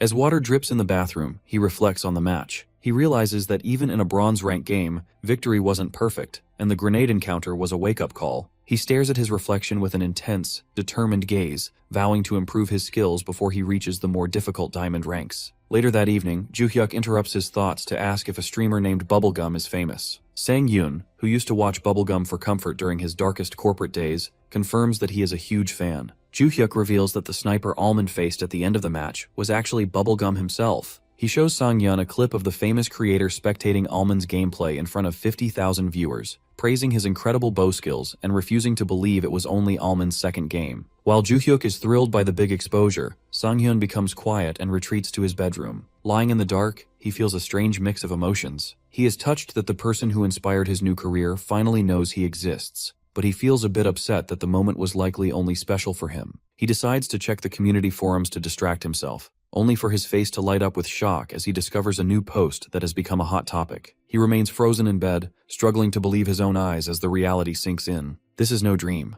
Our boy is officially exploding on the trending section of the Battle 31 community. The top spots are dominated by his own highlights, featuring his plays and the spectacular way he dismantled the stream sniper, Bubble Sniper. The narrative shifts to another room where Seojia is hunched over her computer. Past midnight, she is exhausted, yet her eyes remain fixated on the monitor filled with Almond's gameplay and complex digital sound waves. A loud growl from her stomach reminds her that she hasn't eaten all day, but she remains indifferent. Having faced hardship in the real world, she views physical hunger as just another pain, unlike the joy she feels watching our hero. For her, Almond's stream is a sanctuary where the memory of the bastard who pushed her into a personal hell finally disappears. Driven by pure admiration, Gia works with intense resolve. She sketches detailed storyboards and adds precise sound effects, planning exactly where to use slow motion to highlight Almond's skill. A notification sound startles her. She checks the previous stream's data and is stunned to see a surge in donations. Her eyes widen as she spots a 1.5 million won gift from a user named Persistent Thrower. This causes a brief moment of frantic panic. Gia realizes she has dropped to second place on the donation leaderboards and moves to donate more to reclaim her spot. However, she freezes and stops herself. She realizes that as his official editor, her value comes from her craft, not her money. She sets down an iced coffee and resolves to make a video so cool that even those who saw the live performance will be in shock. After working through the night,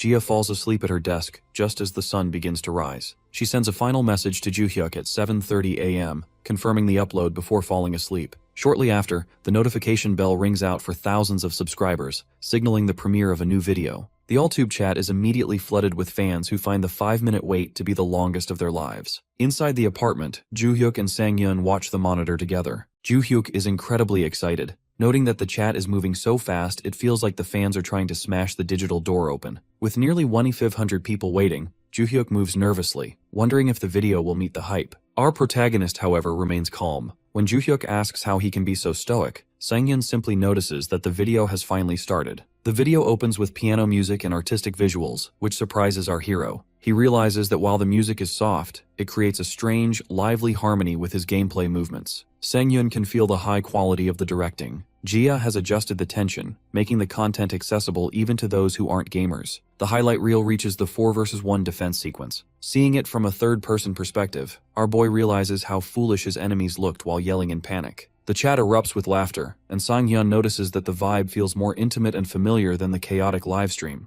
The excitement peaks when the video transitions to the Steam Sniper encounter. Jia introduces Steam Sniper with a stylized banner and uses creative subtitles to present the choice: Run Away versus Kick It. The video slows down as it focuses on Almond's eyes, capturing the moment he deflects the grenade with an arrow. The massive red and yellow explosion on screen is met with a wall of wow from the viewers. The video concludes with a teaser for the final confrontation. Next up is Bubblegum. Sang-yeon watches with interest, wondering if his clash with the streamer will have more impact on AllTube than it did on the live forums. The answer comes instantly as the chat is flooded with OMG and holy shit comments. Joo-hyuk grabs Sang-yeon's shoulder in an ecstatic grip, showing him that Bubblegum's official forum is now completely filled with threads about Almond. The video is an undeniable success. As the scene transitions, we see Park Sung-tae sitting in his living room, watching the television in awe. He stares at the screen, captivated by the face of the newcomer who has just taken the internet by storm, wondering who this mysterious archer really is. The world of veteran streaming is defined by relentless consistency. Bubblegum streams for over a decade without a single break outside of fixed holidays, frequently crossing paths with other creators during his marathon sessions. His manager of 5 years, Park Sung-tae, usually views these encounters as routine, yet he finds himself deeply unsettled by the newcomer, Almond. While Sung-tae acknowledges that viral moments are the unpredictable charm of the industry, he is genuinely shocked after researching Yoo Sang-yoon's background. Our boy has only been playing virtual reality games for 3 weeks, so the fact that he performed world-class maneuvers in only his second match of Battle Large seems statistically impossible. Park Sung-tae watches a replay of the match where the archer deflected a bullet with an arrow, noting the extreme skepticism in the viewer chat. Many fans suspect the footage was faked with CG, or that Bubblegum was in on a staged performance. However, Sung-tae dismisses these conspiracy theories. He knows that tricking an audience with editing is impossible when the raw replay exists on Tribe, and a 10-year veteran like Bubblegum would never risk his reputation on a cheap setup. Despite seeing the feat with his own eyes, the manager is left scratching his head, wondering how such a massive gap in ability can exist. Driven by an epiphany, he decides they need a collaboration that will captivate the audience, eventually settling on a bold new project. Meanwhile, the digital community is buzzing with clips of Bubblegum's shocked reaction to being sniped. Back at the apartment, Sang-yeon is floored to see that his name is being discussed alongside a Tier 1 celebrity. He used to watch the veteran for comfort during his own difficult days, so our protagonist feels a deep sense of respect for him. His manager Joo-hyuk is equally fascinated, pointing out that a creator who maintains 50,000 viewers is a true celebrity. While Joo-hyuk is jealous of the income, our boy defends Bubblegum's character, explaining that the streamer lives a frugal life to support his 2 children. This admiration stems from Sang-hyun's understanding of Bubblegum's history. Although he is currently a titan on the platform, he wasn't always popular. He lacked a natural sense of humor and top-tier gaming skills, so the veteran survived the market through pure tenacity and a sense of responsibility. This earnestness reminds our hero of an older friend from his childhood, who was always a reliable presence at the playground. Because of this nostalgic connection, Sang-hyun respects the man's drive, even if he doesn't necessarily respect his gaming skills. The success of the channel continues to climb, with Jia's latest edit reaching 80,000 views in just 5 hours. However, the surge in popularity brings a wave of hate comments from skeptics who mock Sang-yeon for being stuck in the bronze rank. Joo-hyuk worries that these insults will discourage his friend,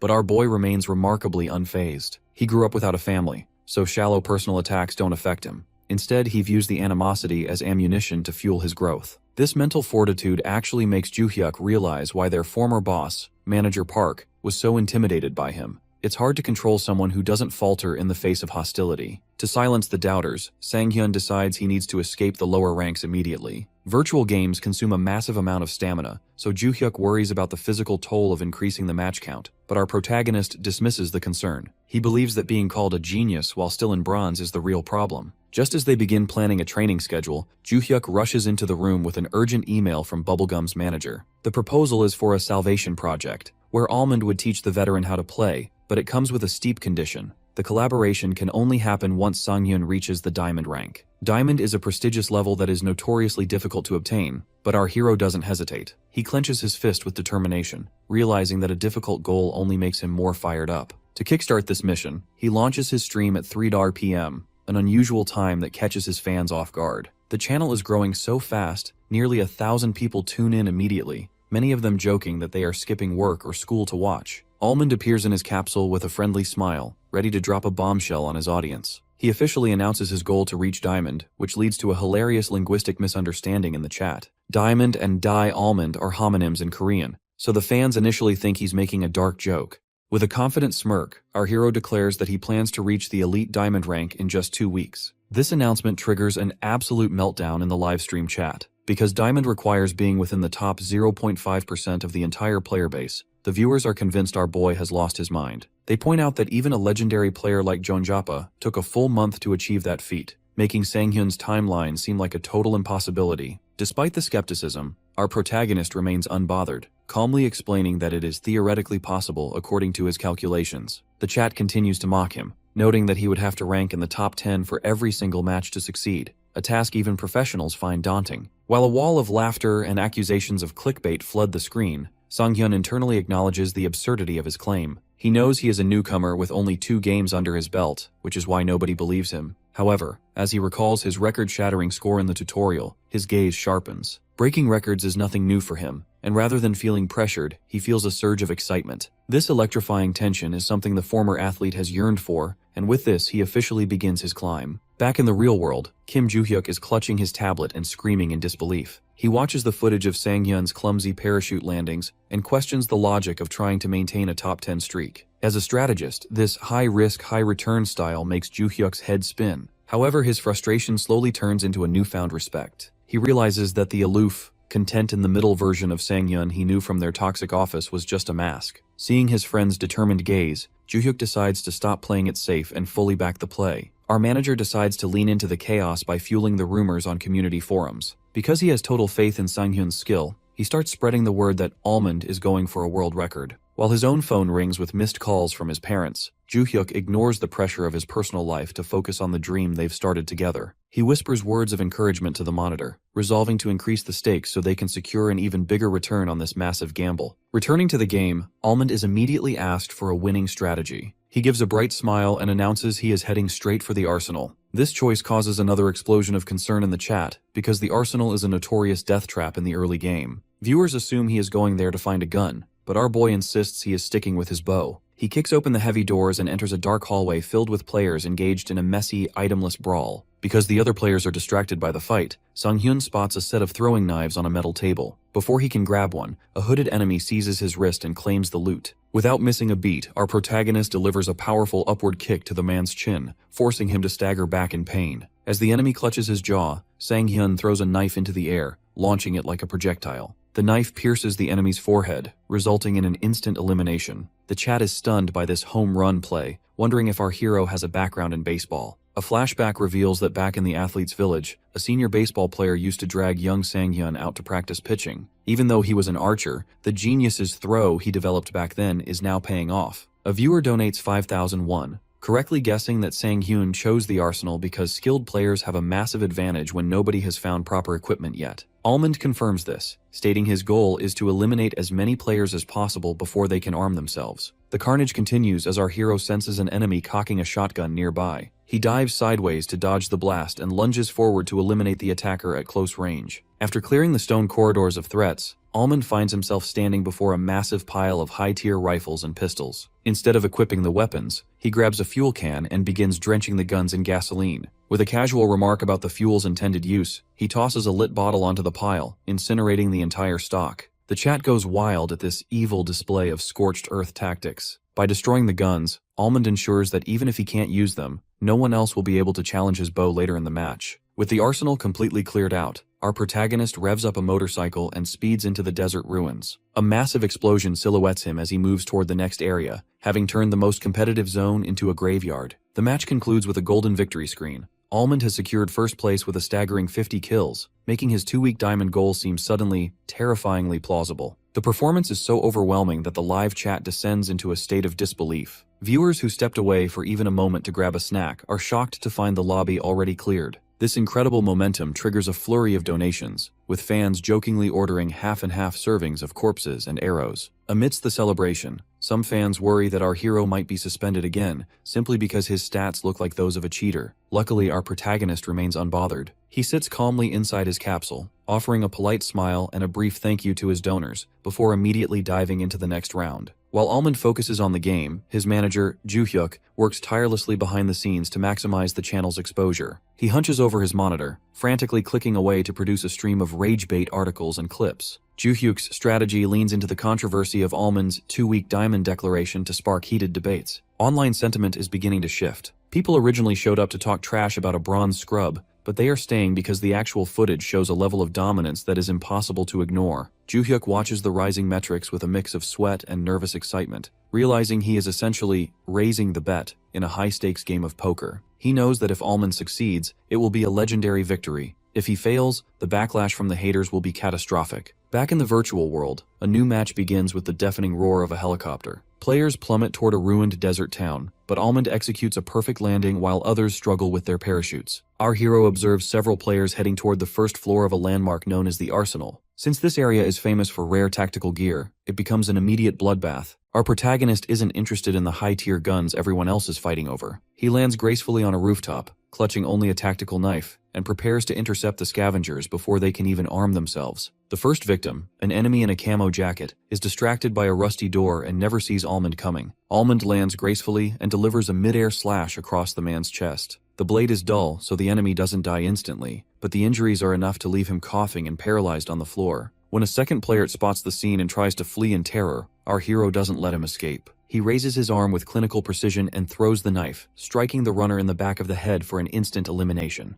Almond retrieves his knife and moves toward the roof entrance, predicting that the injured player from earlier will try to open the door again. Without even looking back, he tosses the knife behind his shoulder. It strikes the enemy's hand with a sickening crunch, triggering a massive scream of agony. As Joo-hyuk explains, these medical injuries are essentially a death sentence, because recovery items are so rare in the early game. Almond looms over the terrified survivor with a calm smile. When the enemy asks why he's being so aggressive this early, our protagonist simply explains that he needs to climb the ranks. With a final decisive slash, he secures a double kill. The massacre continues as Almond stalks the remaining players in the building. He finds one last survivor cowering, holding a knife with trembling hands. The enemy is so overwhelmed by Almond's presence that he begins to cry and back away. While the chat mocks the opponent's behavior, Almond remains focused on the hunt. The enemy quickly jumps from the roof to escape the chaos. He hits the ground with a pained grunt, thinking he has successfully escaped. Almond is right behind him. Our hero leaps from the roof above, using his own body weight to crush the player upon landing. Since the enemy's body absorbed the shock of the fall, Almond takes 0 damage and finishes the kill with a quick strike. With the immediate area cleared, our hero notices a motorcycle parked nearby. He revs the engine and speeds back toward the interior of the arsenal, where several players are discussing a plan to head to the basement. Inside the building, the players are startled by the coming threat. They are stunned to see a motorcycle flying through the air toward them. Despite the chat's warnings that he's too late to stop them from farming, Almond smirks and insists it doesn't matter. He launches the bike off a ledge, soaring over the crates, and delivers a high-speed knife strike in mid-air. The enemy is eliminated before his feet even touch the ground. Almond lands the bike and looks forward with a confident smile as the chat erupts in praise. Our boy walks past his parked motorcycle toward a fresh pile of green loot crates. Having dismantled the previous owners, he is eager to see what they left behind. Luck is finally on his side as he discovers a high-end black compound bow, a grenade, and a Molotov cocktail. Meanwhile, the action shifts to the dark basement of the arsenal. 3 players are busy marveling at a wall of top-tier weapons. They believe the risk of coming here was worth it for the gear, but their celebration is short-lived. Suddenly, a huge fire explosion fills the room, cutting off their conversation.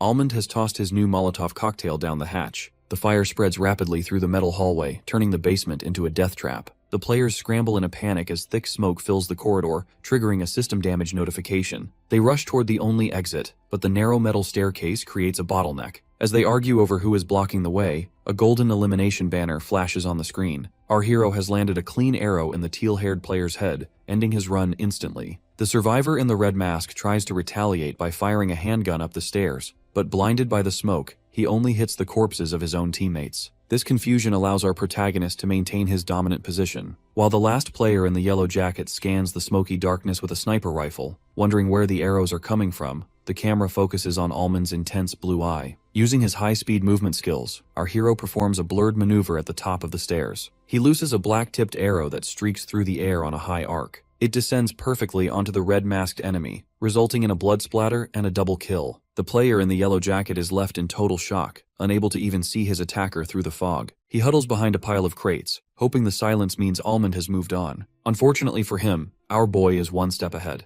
Suspecting a final survivor is lurking in the fog, Almond tosses a grenade down the stairs. The player in the yellow jacket can only stare in horror as the explosive rolls to his feet. A giant explosion consumes the room, securing a triple kill for our protagonist. As the smoke clears, Almond steps down the stairs with a neutral expression, confirming that his intuition about the extra survivor was correct. This absolute annihilation of the arsenal quickly goes viral on web communities. A gif of the massacre titled "Almond the Ranked Genghis Khan" trends instantly, drawing thousands of new viewers to his stream. Joo-hyuk cheers as he watches the forums explode with interest. He realizes that while some people are starting to post negative comments about Almond's face or personality, this noise is actually a sign of massive growth. Joo-hyuk knows that as long as our hero keeps proving his skill, even the haters will eventually become a source of income. 30 minutes later, the screen flashes with a first-place victory. This win is vital because Battle Large uses a 5-match placement system to determine a player's starting tier. If Sang-hyun wins all 5, he will skip the lower ranks and land in gold, making his road to diamond much shorter. Driven by this winning strategy, our hero jumps from the helicopter for his next placement match, heading straight for the arsenal again. However, a massive variable appears midair. Almond looks to his side and sees another player falling right next to him. It is Bubble Sniper, the diamond-ranked stream sniper he humiliated in a previous match. Bubble Sniper is back for revenge, staring intensely at our boy as they plummet toward the ground. Back at his desk, Joo-hyuk is in a state of despair. He realizes the chances of meeting a diamond-ranked sniper in a placement match are nearly zero, and a loss here would ruin Almond's chances of reaching gold. He feels helpless,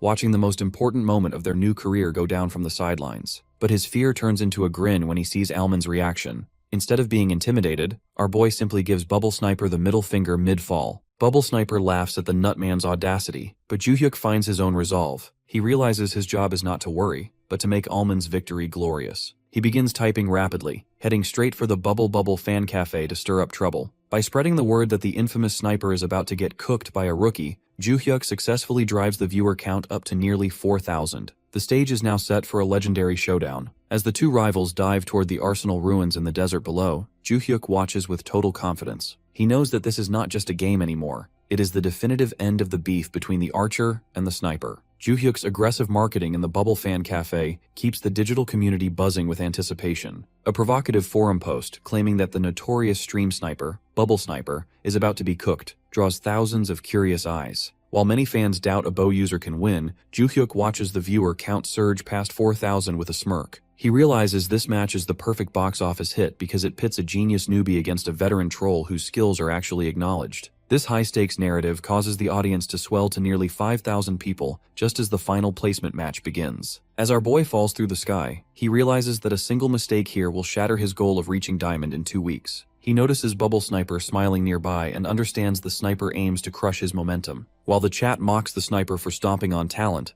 Almond maintains his composure. He calculates that Bubble Sniper is a Diamond 1 player, 3 ranks higher than his own goal, meaning the sniper has likely analyzed his patterns and potential strategies. To counter this, our protagonist decides to throw away the rulebook and fight dirty. While still hundreds of feet in the air, he lunges forward and tackles Bubble Sniper mid-fall. This unprecedented mid-air brawl leaves the sniper in a state of absolute shock. As they struggle and tumble through the sky, the chat erupts in laughter at the parachute battle. Bubble Sniper eventually regains his composure, mocking Almond for being too afraid to face him properly on the ground. However, our hero simply smirks, asking who the one was that already died to a bronze player once before. This remark sends Bubble Sniper into a red-veined fury, but their argument is cut short as the ground rushes up to meet them with a massive impact. Luckily, both survive the landing, though they are left dazed and coughing in a massive dust cloud. Almond immediately springs to his feet and begins sprinting away, realizing a bare-handed fight is disadvantageous for a newcomer. He heads toward the arsenal building, searching desperately for any weapon to level the playing field. He spots a knife on the ground and dives for it, but Bubble Sniper is right on his heels, determined to intercept him. Our protagonist hurls the knife at his pursuer, but what happens next leaves the Nut Nation in total despair. Bubble Sniper performs an incredible inverted dive and catches the spinning knife by the handle mid-air. The chat is floored by this Diamond 1 display, fearing the bowman is finally cooked. Bubble Sniper immediately retaliates, throwing the knife back at the archer with a lethal spin. Instead of dodging, our boy charges directly toward the danger. He realizes that retreating is pointless because there is another knife visible on the ground near the sniper's feet. In a display of insane reflexes, Almond performs a mid-air somersault and catches the spinning knife handle himself. This high-speed catch leaves Bubble Sniper paralyzed in shock. Almond doesn't give him a moment to recover and grapples with the sniper in a brutal struggle. Although Bubble Sniper manages to grab a second blade from the ground, Almond remains focused on blocking just one decisive blow. After a tense clash of steel, our hero executes a rapid strike. A massive splatter fills the screen as Almond drives a knife through the sniper's head. The system officially confirms the elimination, marking the end of the beef between the rookie and the professional troll. Back in the real world, Joo-hyuk screams in triumph at his dining table. He pumps his fists in a burst of energy, celebrating the fact that he is finally free from the watchful eyes of his toxic family. He realizes that decision-making is the true mark of a star, and Almond's ability to shine under such extreme pressure has solidified his potential. The community forums are already on fire, labeling the encounter as a clash between two geniuses. Inside the game, Almond sits on a crate, looking remarkably handsome and calm as he checks his rewards. He secured an astonishing 47 kills in total, and he casually dismisses the diamond-ranked sniper as an annoying mosquito. Because he won all of his placement matches and completed the specific bounty on Bubble Sniper, he collects a massive haul of mission prizes and donations. As coins rain down on his interface, a loud ding echoes through the capsule. A golden notification appears on the screen, revealing that his final placement has been calculated.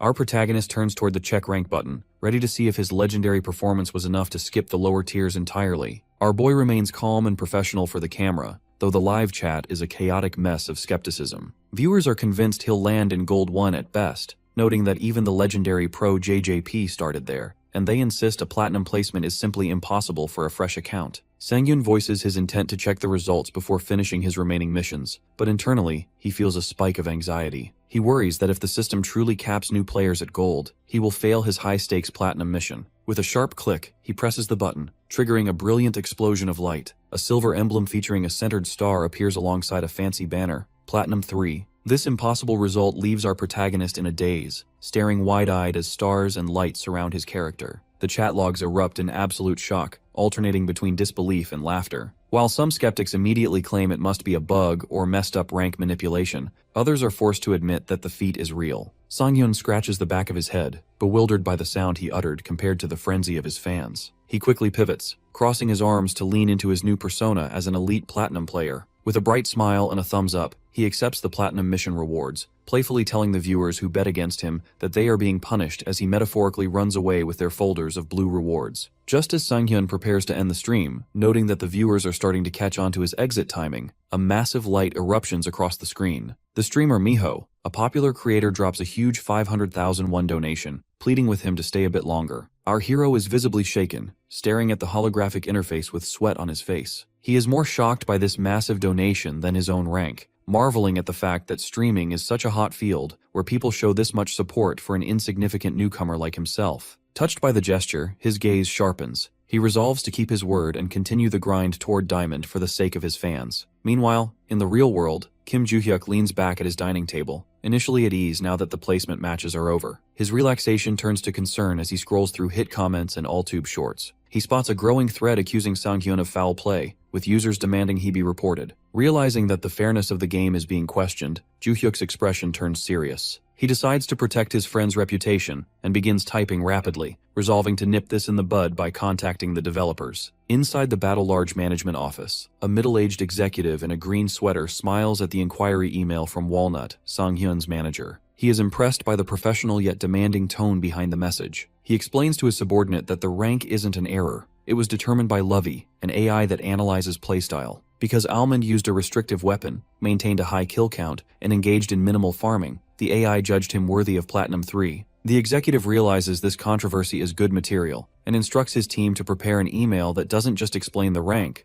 but proposes an official test to prove it to the world. Back in the game, Almond continues his dominant streak, securing 9 wins in a row and sweeping every bow-related mission. However, once he finally logs out, the physical toll is revealed. As the capsule opens with a hiss of steam, Sang-hyun pulls himself out, completely drenched in sweat and breathing heavily. Joo-hyuk is horrified by his friend's state and heads to the fridge to get a drink, only to find a dedicated small cooler packed with rows of Ultra Booster bottles. Seeing Sang-hyun chug the booster drink in silence, Joo-hyuk feels a wave of deep concern. He suggests Sang-hyun should model for a sports drink commercial to lighten the mood. But once the streamer heads to the shower, Joo-hyuk's smile vanishes. He inspects the capsule and finds the internal temperature is normal, leading him to realize that the issue isn't hardware, it's something happening to Sang-hyun himself. His investigation is interrupted by a new email from Fantasia. Joo-hyuk reads the response from the AI Lovey and discovers that the company is officially inviting Almond to an ad proposal and a public test to prove his platinum status. Life moves fast when you're a viral sensation, but for Yoo Sang-hyun, success comes with complicated logistics. Inside their apartment, Joo-hyuk holds up a tablet with a wide grin, showing an email from Fantasia, the tech giant behind the very VR system Sang-hyun uses. Joo-hyuk is ecstatic to announce they've received an advertisement proposal, but the news catches our hero off guard. Sang-hyun pauses his breakfast, chewing his cereal in a daze before gulping it down as he processes the reality of a corporate giant reaching out. Joo-hyuk explains that because Punk has already given their approval, they can move forward whenever Sang-hyun is ready. The deal involves testing a high-end simulator to prove his ranking, but our protagonist's expression darkens as he looks at the tablet. The ad requires a medical exam, and he quickly realizes this means the public will discover the truth about his permanent hand injury. Our boy clenches his fist on the table, feeling the weight of his secret. While he previously trusted the Punk director with this information, he is horrified by the prospect of it being broadcast to a mass audience. He sharply rejects Joo-hyuk's suggestion to simply ask the crew for privacy, admitting he cannot trust a production team to handle his trauma with care. The disagreement quickly turns into a shouting match. Joo-hyuk, frustrated and stressed, reminds Sang-hyun that his health is visibly failing every time he exits the capsule. He argues that Fantasia's renowned medical team is the perfect chance for a checkup,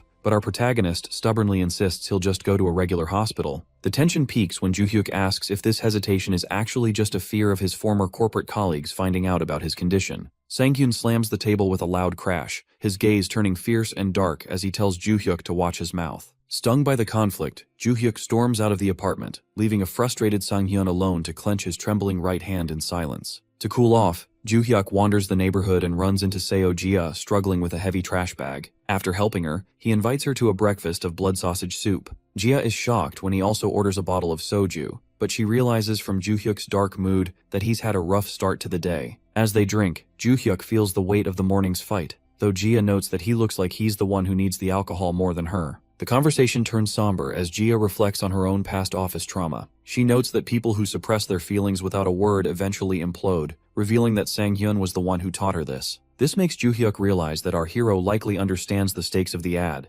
His intense reaction was simply a sign of how deep the trauma goes. Eventually, Jia's head spins from the alcohol and she collapses, only for Joo-hyuk to catch her just in time. By the time Joo-hyuk returns home, the atmosphere has shifted. He finds Sang-hyun waiting with a new box of cereal he just bought, and despite being drunk, Joo-hyuk is stunned to hear that Sang-hyun already contacted director Oh to book the filming for the very next day. Our hero looks at his hand with a determined face, acknowledging that facing his fear is just part of the job of being a streamer. Joo-hyuk is moved to tears by this growth and apologizes for getting heated earlier, though Sang-hyun quickly tells him to stop being cringy. The mood lightens as Joo-hyuk mentions meeting Jia earlier and mocks how good she is at drinking. Sang-hyun notes that she seems to have a deep backstory, which prompts Joo-hyuk to smirk and ask if our boy is interested in her. Sang-hyun slams his soda can down, dismissing the idea, but as he looks away, a hazy silhouette of a woman from his past flickers through his mind. Meanwhile, the public reaction to the announcement is a tale of two worlds. Sang-hyun posts a break notice on his forum, which is met with immediate suspicion from the hardcore gaming community. Toxic comments flood in, claiming the ranking is staged and calling Almond a nepo baby. However,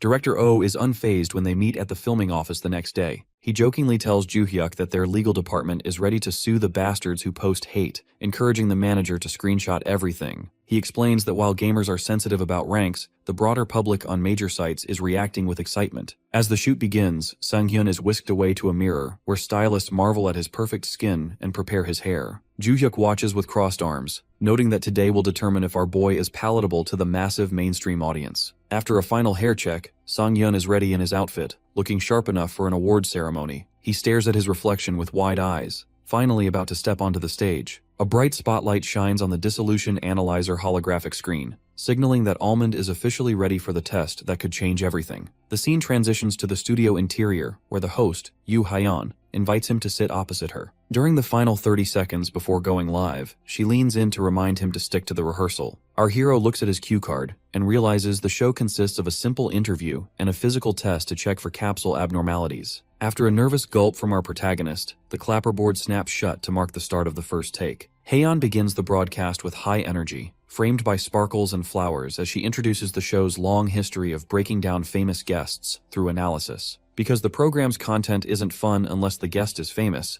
the live chat immediately begins to buzz. Viewers are shocked to see a small-time streamer like Almond on such a big show, questioning if he is actually famous enough to be there. Hyeon ignores the noise and continues her introduction until a staff member in the wings holds up a cue card to let Almond know the camera is about to swing his way. When the camera cuts to him, our boy offers a calm smile that immediately causes the chat to explode over his handsome appearance. Hyeon notes that the reactions are on fire and calls him an idol, but Almond awkwardly mentions he is around 30, which makes the label feel out of place. This honesty causes Haeyeon's expression to turn sharp as she scolds him for revealing his age during her interview intro. She eventually softens and asks if he is nervous, leading our hero to admit he didn't expect such a massive audience. Haeyeon blithely informs him that the current viewership is actually less than usual, leaving Almond looking dejected. Haeyeon winks at the camera and promises the audience that Almond's abilities will triple the viewership. When she tries to confirm a viewer increase with the director and hears there hasn't been one, she pouts and jokingly tells Almond he is the limit for his own viewers. Our hero watches her work with a flat expression, realizing that while he worked with acorn jelly before, this environment is different because the guest is treated more like a toy to play with. Despite the awkwardness, he nods vigorously when she asks to begin the interview. Behind the scenes, Joo-hyuk and director Oh watch from the observation area. The director praises Sang-hyun's performance, while Joo-hyuk thanks him for his consideration regarding Sang-hyun's personal history. Director Oh mentions that Joo-hyuk was the one who went around requesting such privacy, so it was the least they could do. Nearby, a different director smirks at the monitors, worried that the mysterious image is outdated and preferring to expose everything for entertainment. He views the upcoming physical test as potentially boring based on the stats, but he agrees to wait and see. On stage, Haeyeon and Almond settle into capsules. She teases him by asking how it feels to have his rank manipulation exposed, prompting a deadpan textbook reply from our protagonist about being nervous. As the lid slides shut, Haeyeon announces it is time to prove the abilities of the man who reached Platinum 3. A flash of light signals the transition into a virtual world where both spawn onto a stadium floor. Almond notices the sensory difference immediately, but Haeyeon tells him it's too early to be surprised. The digital landscape shifts into a hyper-realistic outdoor archery range modeled after an actual Olympic arena. Almond is stunned by the technical detailing, noting he can't tell the difference from the real world.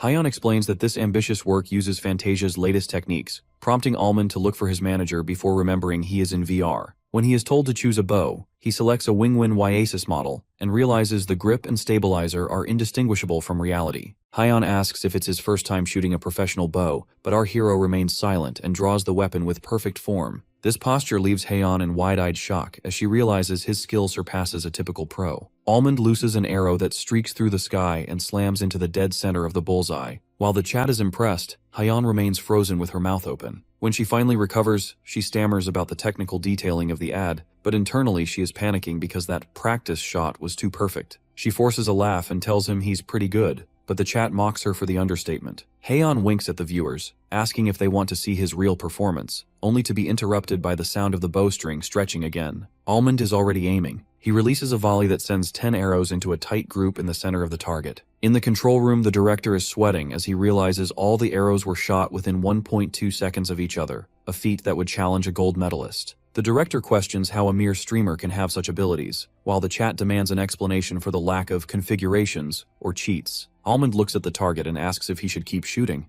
but a panicked Haeyeon ends the bow test early, claiming there's no point anymore since it finished so fast. She giggles nervously and quickly moves to transition the broadcast to the next stage. The live broadcast takes a chaotic turn as the studio transition glitches, sending the viewer chat into a frenzy of mockery and disbelief. Many users label the stream a failure, while others suspect Almond's perfection in the previous test is a sign that he is a hidden professional. Behind the scenes, the marketing staff is in a state of visible distress. The hyper-realism ad strategy was designed to make even a skilled gamer fumble, so Almond's flawless performance has completely backfired on the brand's messaging. While Director O laughs at the marketer's frustration, Joo-hyuk watches the situation unfold with a satisfied smirk. He notes that the community forums are already erupting with debate. Some users accuse Fantasia of misleading marketing, while others are convinced our hero is a god among archers who simply bypass the system's difficulty. Joo-hyuk realizes that negative or positive, the attention is focused squarely on Sang-hyun. He understands that being too good is a much better problem to have than being boring, and he prepares to lean into the hype.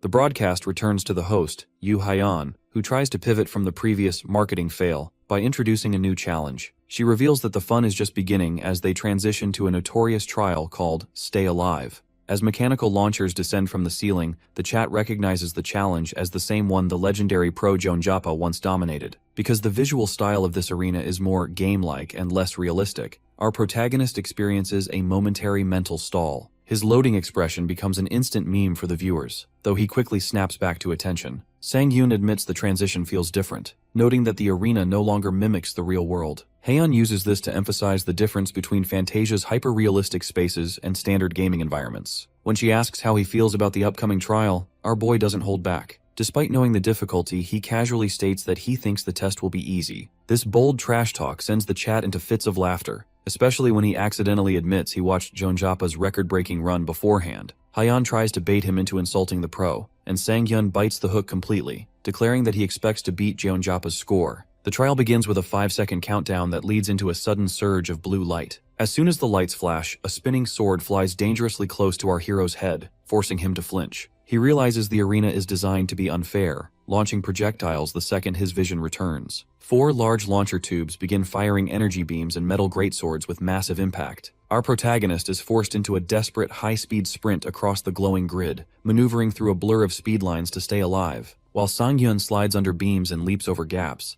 Haeon watches from her high-angle observation deck, praising his resilience. She reveals Jeonjappa's legendary record of 30 minutes and 39 seconds, mocking the idea that our boy can even get close. However, the difficulty spikes as she triggers Phase 2 with a sharp click of a red button. Blue lightning strikes the floor, and the tiles beneath Sang-hyun begin to collapse into a void. The chat watches in terror as the floor disappears, but our hero finds a rhythm. He notices that the tiles vibrate with a slight tremor before they fall, allowing him to dodge by reading the arena's physical cues. This analytical approach shocks Haeon, who confirms that the formation is random and could not have been memorized. Sang-hyun continues to survive with a calm, determined face, jumping between crumbling platforms like a protagonist on a falling bridge. After 15 minutes, he reaches the top 1.2% of all users, but the weapons become increasingly brutal as massive circular saws and spiked iron ball enter the fray. Meanwhile, in the control room, 2 researchers monitor Sang-hyun's data with growing concern. They notice his concentration levels are reaching the same impossible heights as Jeonjappa's. The senior researcher notes that this level of full dive potential usually requires years of image training. Because Sang-hyun is in his 30s, they find it hard to believe he could have such high scores unless he has been training his mind for over a decade. This creates a logical paradox, as the technology hasn't even existed that long. They are left wondering why a young archer would have spent years practicing such intense mental focus before virtual reality was even invented. Back in the simulation, the final escalation arrives. Haeon announces the start of Phase 3, and the stadium is consumed by violent vertical rays of light. Blinding blue electrical discharges fill the room as jagged lightning strikes the center of the grid. Our protagonist stands in the dark void, his eyes wide as they reflect the surging power. He realizes that Phase 1 was about projectiles, and Phase 2 was about the floor, but Phase 3 is something entirely more lethal. As the lightning rains down, Almond lets out a gasp of panic, realizing he is now facing a storm of pure electricity. Our boy barely has time to process the danger before he pivots, shoes squeaking against the tiles as he narrowly avoids a bright flash of electricity. Agile enough to dodge the strikes, our hero lands in a low crouch. This display of reflexes sends the stream chat into a total frenzy. Viewers are baffled by how anyone could dodge lightning, with some jokingly asking if our protagonist is a regressor from a fantasy novel. Instead of being paralyzed by the chaos, our hero remains remarkably observant. He realizes subtle cues exist in the environment, noting a slight static in the air and a faint vibration in the tiles before the lightning strikes. Reading these signs, he continues to check his chat and interact with his audience even while sprinting across the lethal grid. This level of multitasking leaves the viewers in awe, as he is the first streamer to maintain a conversation during the legendary Stay Alive trial. As he looks upward, a high-pitched sound alerts him to the ceiling tubes vibrating. Our protagonist realizes that Fantasia's high-end equipment provides telegraphs for every attack, making the incoming rain of swords manageable for someone with his level of focus.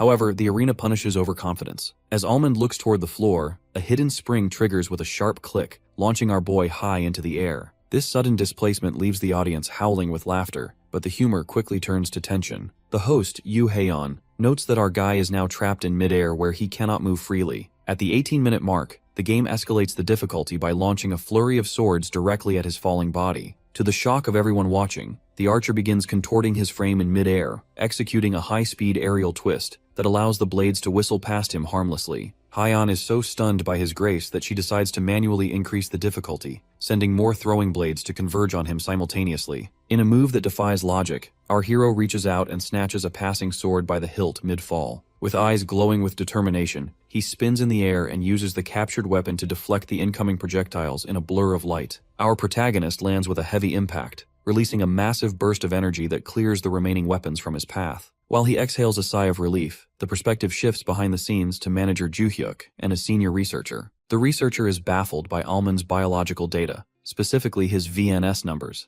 explaining that he shows the neural signatures of someone who has performed high-intensity image training for 10 years without a break, a feat that is physically and mentally impossible for a normal office worker. This revelation strikes Joo-hyuk like a bolt of lightning. He finally understands why Sang-hyun showed such extraordinary focus and natural skill from the very first moment he stepped into a capsule. Our manager realizes that even after the accident that shattered his right arm, Sang-hyun never gave up on his dream. For 10 years within the dark tunnel of his own despair, our hero was practicing archery in his mind every single day. In his dreams, he was still the champion, and that decade of mental obsession has transformed him into the genius the world is seeing now. Joo-hyuk's eyes fill with tears of empathy as he realizes that the almond on screen is the result of a gem that refused to stop shining in the darkness. As the clock surpasses 30 minutes, our boy is officially on the verge of breaking Jeonjapa's world record. The crowd is in a state of absolute disbelief, wondering how a newbie could possibly surpass a legendary pro. However, the triumph is overshadowed by a critical emergency in the control room. The junior researcher discovers that Almond's synchronization levels have reached a terrifying 97%. Using a new prototype capsule without safety limits, the system isn't ejecting him. The senior researcher pales, realizing that reaching 85% is dangerous, but 97% is life-threatening. She sprints toward the arena to stop the test immediately, fearing that if the connection isn't severed, our hero might fully synchronize with his virtual avatar and lose his connection to reality forever. In the high-intensity virtual arena of the Stay Alive test, Almond is pushed to his absolute physical and mental limits. Since the difficulty has reached its peak, he is forced to perform a series of mechanical evasive maneuvers, dodging a relentless barrage of projectiles and energy beams with surgical precision. As the countdown hits the final 5 seconds, the arena launchers release an overwhelming onslaught of spears and blades. Our hero manages to find a gap in the chaos. He leaps through the air and snatches a heavy spear by its shaft, immediately using the momentum to pivot into a low crouch. This quick thinking allows him to use the captured weapon as a staff to deflect incoming knives, creating a flurry of sparks as metal clashes against metal. Despite the floor collapsing beneath his feet, the archer performs an acrobatic somersault to clear the space around him, preparing for the final wave of cannonballs. As the final attack descends, a terrifying glitch occurs. Almond's right hand begins to flicker with digital static and tremble uncontrollably. Due to this sudden neurological interference, he is unable to complete his planned counterstrike. A white light consumes the arena, and the screen fades to a dark Game Over interface. In the real-world studio, Director Oh and Joo-hyuk are in a state of absolute panic, screaming for the engineering team to open the capsule immediately. A female researcher from the engineering team rushes in to check on our boy's condition, but the staff is distracted by the data on the monitors. A technician, staring in disbelief, reveals that the final record is a perfect tie with the legendary pro, Jeonjapa. The director, refusing to believe it, demands a closer look at the decimal places. Even at the 12th decimal place, the scores are an identical match down to the last digit, an outcome that leaves the director completely baffled. When the capsule finally hisses open, Almond is found slumped over the side, drenched in sweat and panting. As he is rushed to the medical bay, he experiences a hazy moment of confusion, briefly mistaking the show host, Haeon, for a woman from his past named Soyeon. Once he is stabilized in a private room, the medical specialist, Dr. Song Hana, reviews his charts. While Joo-hyuk is relieved that there are no immediate physical abnormalities, the doctor asks to speak with Sang-hyun in private to discuss a much more serious underlying issue. Inside the consultation office, Song Hana reveals the truth that our hero has long suspected. The persistent issue with his right hand isn't physical, it's neurological. Since the capsule interfaces directly with the brain, other areas of Sang-hyun's mind have been working overtime to move his hand for him in virtual reality. This explains why he experiences extreme exhaustion. His brain is suffering from a massive neural overload because his healthy neurons are performing the tasks of the damaged ones. Song Hana warns him that while he is fine for now, long-term use of the capsule could lead to unpredictable consequences. This leaves our protagonist in a difficult position, as he has already promised his fans he would reach the diamond rank. Seeing his resolve, the doctor offers a unique proposal. She will treat him for free if he allows her to collect data on his unique brain activity for her research, as she has never seen this phenomenon before. Realizing he needs expert help to continue his career, Sang-hyun quickly agrees. As he leaves the office, the weight of the medical warning is momentarily eclipsed by his competitive spirit. He finds Joo-hyuk waiting anxiously, but instead of discussing his health, our boy is dejected because he failed to beat Jeonjapa's record by a fraction of a second. This leads to a comedic shouting match between the two, with Joo-hyuk furious that Sang-hyun is prioritizing a score over his own life. Their bickering is interrupted by a nervous staff member who reveals a shocking fact. The stream is still ongoing, and Almond is needed back on stage immediately. Almond looks completely bewildered, but Joo-hyuk places a reassuring hand on his shoulder and confirms the broadcast is still ongoing. Our protagonist wonders if anyone is still watching after his hour-long absence, but Joo-hyuk leads him back with a confident smile, hinting that the audience size is significant. Walking toward the closed double doors of the stage, Almond's mind races. He recalls the doctor mentioning a perfect tie with the legend Jeonjapa. Stepping into the bright studio lights, a banner reveals a shocking truth. He has officially surpassed a VNS score of 300 for the first time in history. Our boy stands frozen in the spotlight, trying to process breaking a world record. While Joo-hyuk smirks from the sidelines, enjoying his friend's visible shock, Almond leans over and asks a simple question about what VNS is. Joo-hyuk reacts with total disbelief, baffled that a world-class player doesn't know a concept basic to most gamers. Our hero simply shakes his head, admitting his ignorance, which forces Joo-hyuk to realize that his guy really is a blank slate. Because the show must go on, Joo-hyuk pushes him toward the stage, jokingly telling him that the host will explain everything. As they approach the stage, Almond questions why Joo-hyuk calls the host Nuna when she looks younger than them, leading to a frantic, red-faced excuse from the manager. The host, Yoo Hae-on, spots them and enthusiastically announces Almond's return to the long-waiting audience. Our hero looks utterly confused as he is ushered into his seat, while the live chat explodes with excitement, eager to see the man who just shook the gaming hierarchy.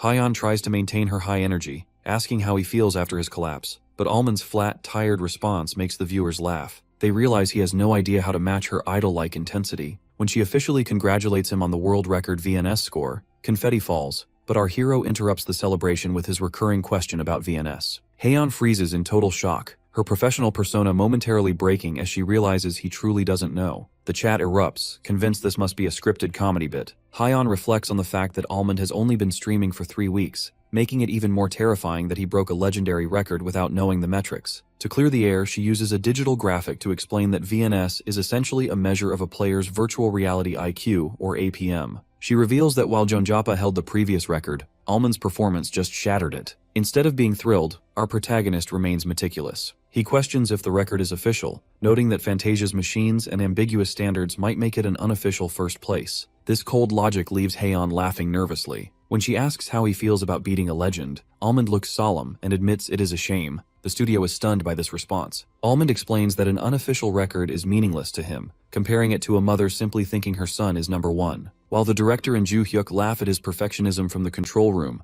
our boy clarifies that his real sadness comes from the game itself. Because the match ended in a tie, he feels he failed to actually win when the victory was right in front of him. Hae-on watches him with intrigued eyes, noticing that he doesn't seem happy, he seems angry. She realizes that while many streamers have attempted this challenge, she has never seen anyone this intensely competitive. Touched by his sincerity, she offers her personal opinion. She believes Almond will eventually become a greater player than Jeonjapa. The chat goes wild over this bait question, but Almond looks directly into the camera with a confident smile and agrees that he will. This bold statement sends the viewers into a frenzy. To wrap up the interview, Hae-on asks if he'll return to the show, but Almond flatly declines to talk about the VNS record anymore. He compares people obsessing over VNS scores after a tie to soccer fans who brag about ball possession even though their team lost the match. Hae-on laughs and quickly closes the show, thanking the subscribers as the director and Joo-hyuk share a final laugh at the monitor. The scene fades into a starry sky as the forums begin to teem with debate over Almond's final blunt comparison, proving that the archer has truly arrived on the world stage. Following the massive success of the recent broadcast, Joo-hyuk sits at his laptop watching a recording of the Dissolution Analyzer interview. On screen, the virtual version of himself remains stoic, claiming the tie with the world's number one was a shame and comparing the situation to soccer fans who brag about ball possession even when their team loses. Joo-hyuk clutches a blue can of beer and laughs hysterically as he mocks his friend for having such a sharp tongue. He calls the lines absolute gems, forcing our protagonist to lie flat on the sofa in a state of deep embarrassment. With his face turning bright red, Sang-hyun clutches his phone to his chest and begs his friend to shut up. As he thinks, the gravity of his own bold interview comments begins to weigh on him. He panics internally, wondering how a newbie like him had the audacity to get angry over a tie with Jeonjappa, screaming in distress, wishing he could literally grab his own words and pull them back into his mouth. Eventually, Sang-hyun rubs his forehead and admits he got carried away by the heat of the moment. He realizes that when he heard the phrase world record, his instincts unknowingly switched back to the archery genius persona of his youth, the competitive version of himself that existed solely to break records and win at any cost. Joo-hyuk continues to loop the video in the kitchen, joking that it's a killer line, and praising Sang-hyun for at least having the rationality not to mention a specific national team by name. Despite the teasing, our hero scrolls through his phone and feels a wave of relief. To his surprise, the Almonds Comments collection is filled with glowing fan reviews, rather than the criticism he expected. The audience finds him incredibly likable precisely because he stayed objective. Most newcomers would have bragged about beating a Legends VNS score, but Almond's refusal to be satisfied with anything less than a win proved he is the truest of chaos, a genuine, unfiltered personality. Sang-hyun realizes that the honesty that was once a bane in his corporate life has finally become a boon in the streaming world. The next day, the almond fever reaches a boiling point. Latest text flashes over web search bars as Sang-hyun discovers he is officially a trending topic, alongside terms like VNS definition and Jeonjappa. He sits at his table eating, looking dizzy and shocked that he has reached the live search bar of a major portal. His phone begins to vibrate intensely, signaling a message from the superstar streamer Acorn Jelly. The veteran praises his recent performance, and Sang-hyun smiles softly as he types back a humble thank you. Acorn Jelly laughs off the modesty, warning him not to go around making soccer analogies too often before inviting him out for a drink. The peaceful morning is interrupted when Joo-hyuk sneaks up on him, scaring the protagonist. While Sang-hyun tells him to make some noise when he moves, Joo-hyuk points to the phone, which is now vibrating like crazy with sound effects. Sang-hyun assumes it's a hack or a loan scam, but upon checking the screen, his eyes widen in total disbelief. The device is flooded with incoming messages from fashion companies, game developers, and major food brands like Golden Barbecue Chicken. These are all legitimate sponsorship and advertisement requests. Sang-hyun is confused why people are working so early in the morning, which prompts Joo-hyuk to remind him that marketing departments, like the seniors at their old job, practically live at their desks. Joo-hyuk sits down to eat, explaining that these brands are trying to buy in while Almond's stock price is still relatively low. Our protagonist is fascinated to learn that Joo-hyuk has actually been refusing dozens of offers from smaller, unknown brands. Despite needing the money, Joo-hyuk has been protecting Sang-hyun's image, refusing to sign with weird companies that might ruin his long-term value. This show of faith touches Sang-hyun, as he realizes his manager is looking at the big picture rather than a quick payday. Meanwhile, at a nearby restaurant, the atmosphere is electric. Director Oh from Punk is shown laughing loudly, celebrating with his colleagues over a midday company meal. His coworkers admit they were initially suspicious when he brought in a nobody, even joking that they thought Almond was his hidden nephew. Now they are in awe of Director Oh's eye for talent, as Almond is already being compared to the greatest players in the industry. While some workers cry tears of joy over finally having a partnered streamer on par with Jeonjappa, Director Oh takes a satisfied drink. He feels that all his hard work has finally become worthwhile. The celebratory mood shifts back to the apartment as Sang-hyun prepares to enter his gaming capsule. Joo-hyuk's previous encouragement rings in his ears, reminding him that the only thing that matters now is the climb to Diamond. Inside the capsule, our hero clenches his fist and snaps his eyes open. He resolves to stay calm and refuse to let the rising viewer counts distract him from his gameplay. Back at the restaurant, Director O is startled by a notification that Almond has begun streaming at 3 p.m. He is shocked that our boy is starting in the middle of the day and rushes to a hallway to watch. He knows how quickly popularity can vanish in this volatile market, so he begins to get greedy, praying for the stream to surpass 6,000 or even 7,000 viewers. Suddenly, Director O rushes back into the dining room, screaming at his coworkers to abandon their plans for a second round of drinks. He thrusts his phone forward with an expression of pure, explosive shock, ordering everyone to look at the live stream immediately.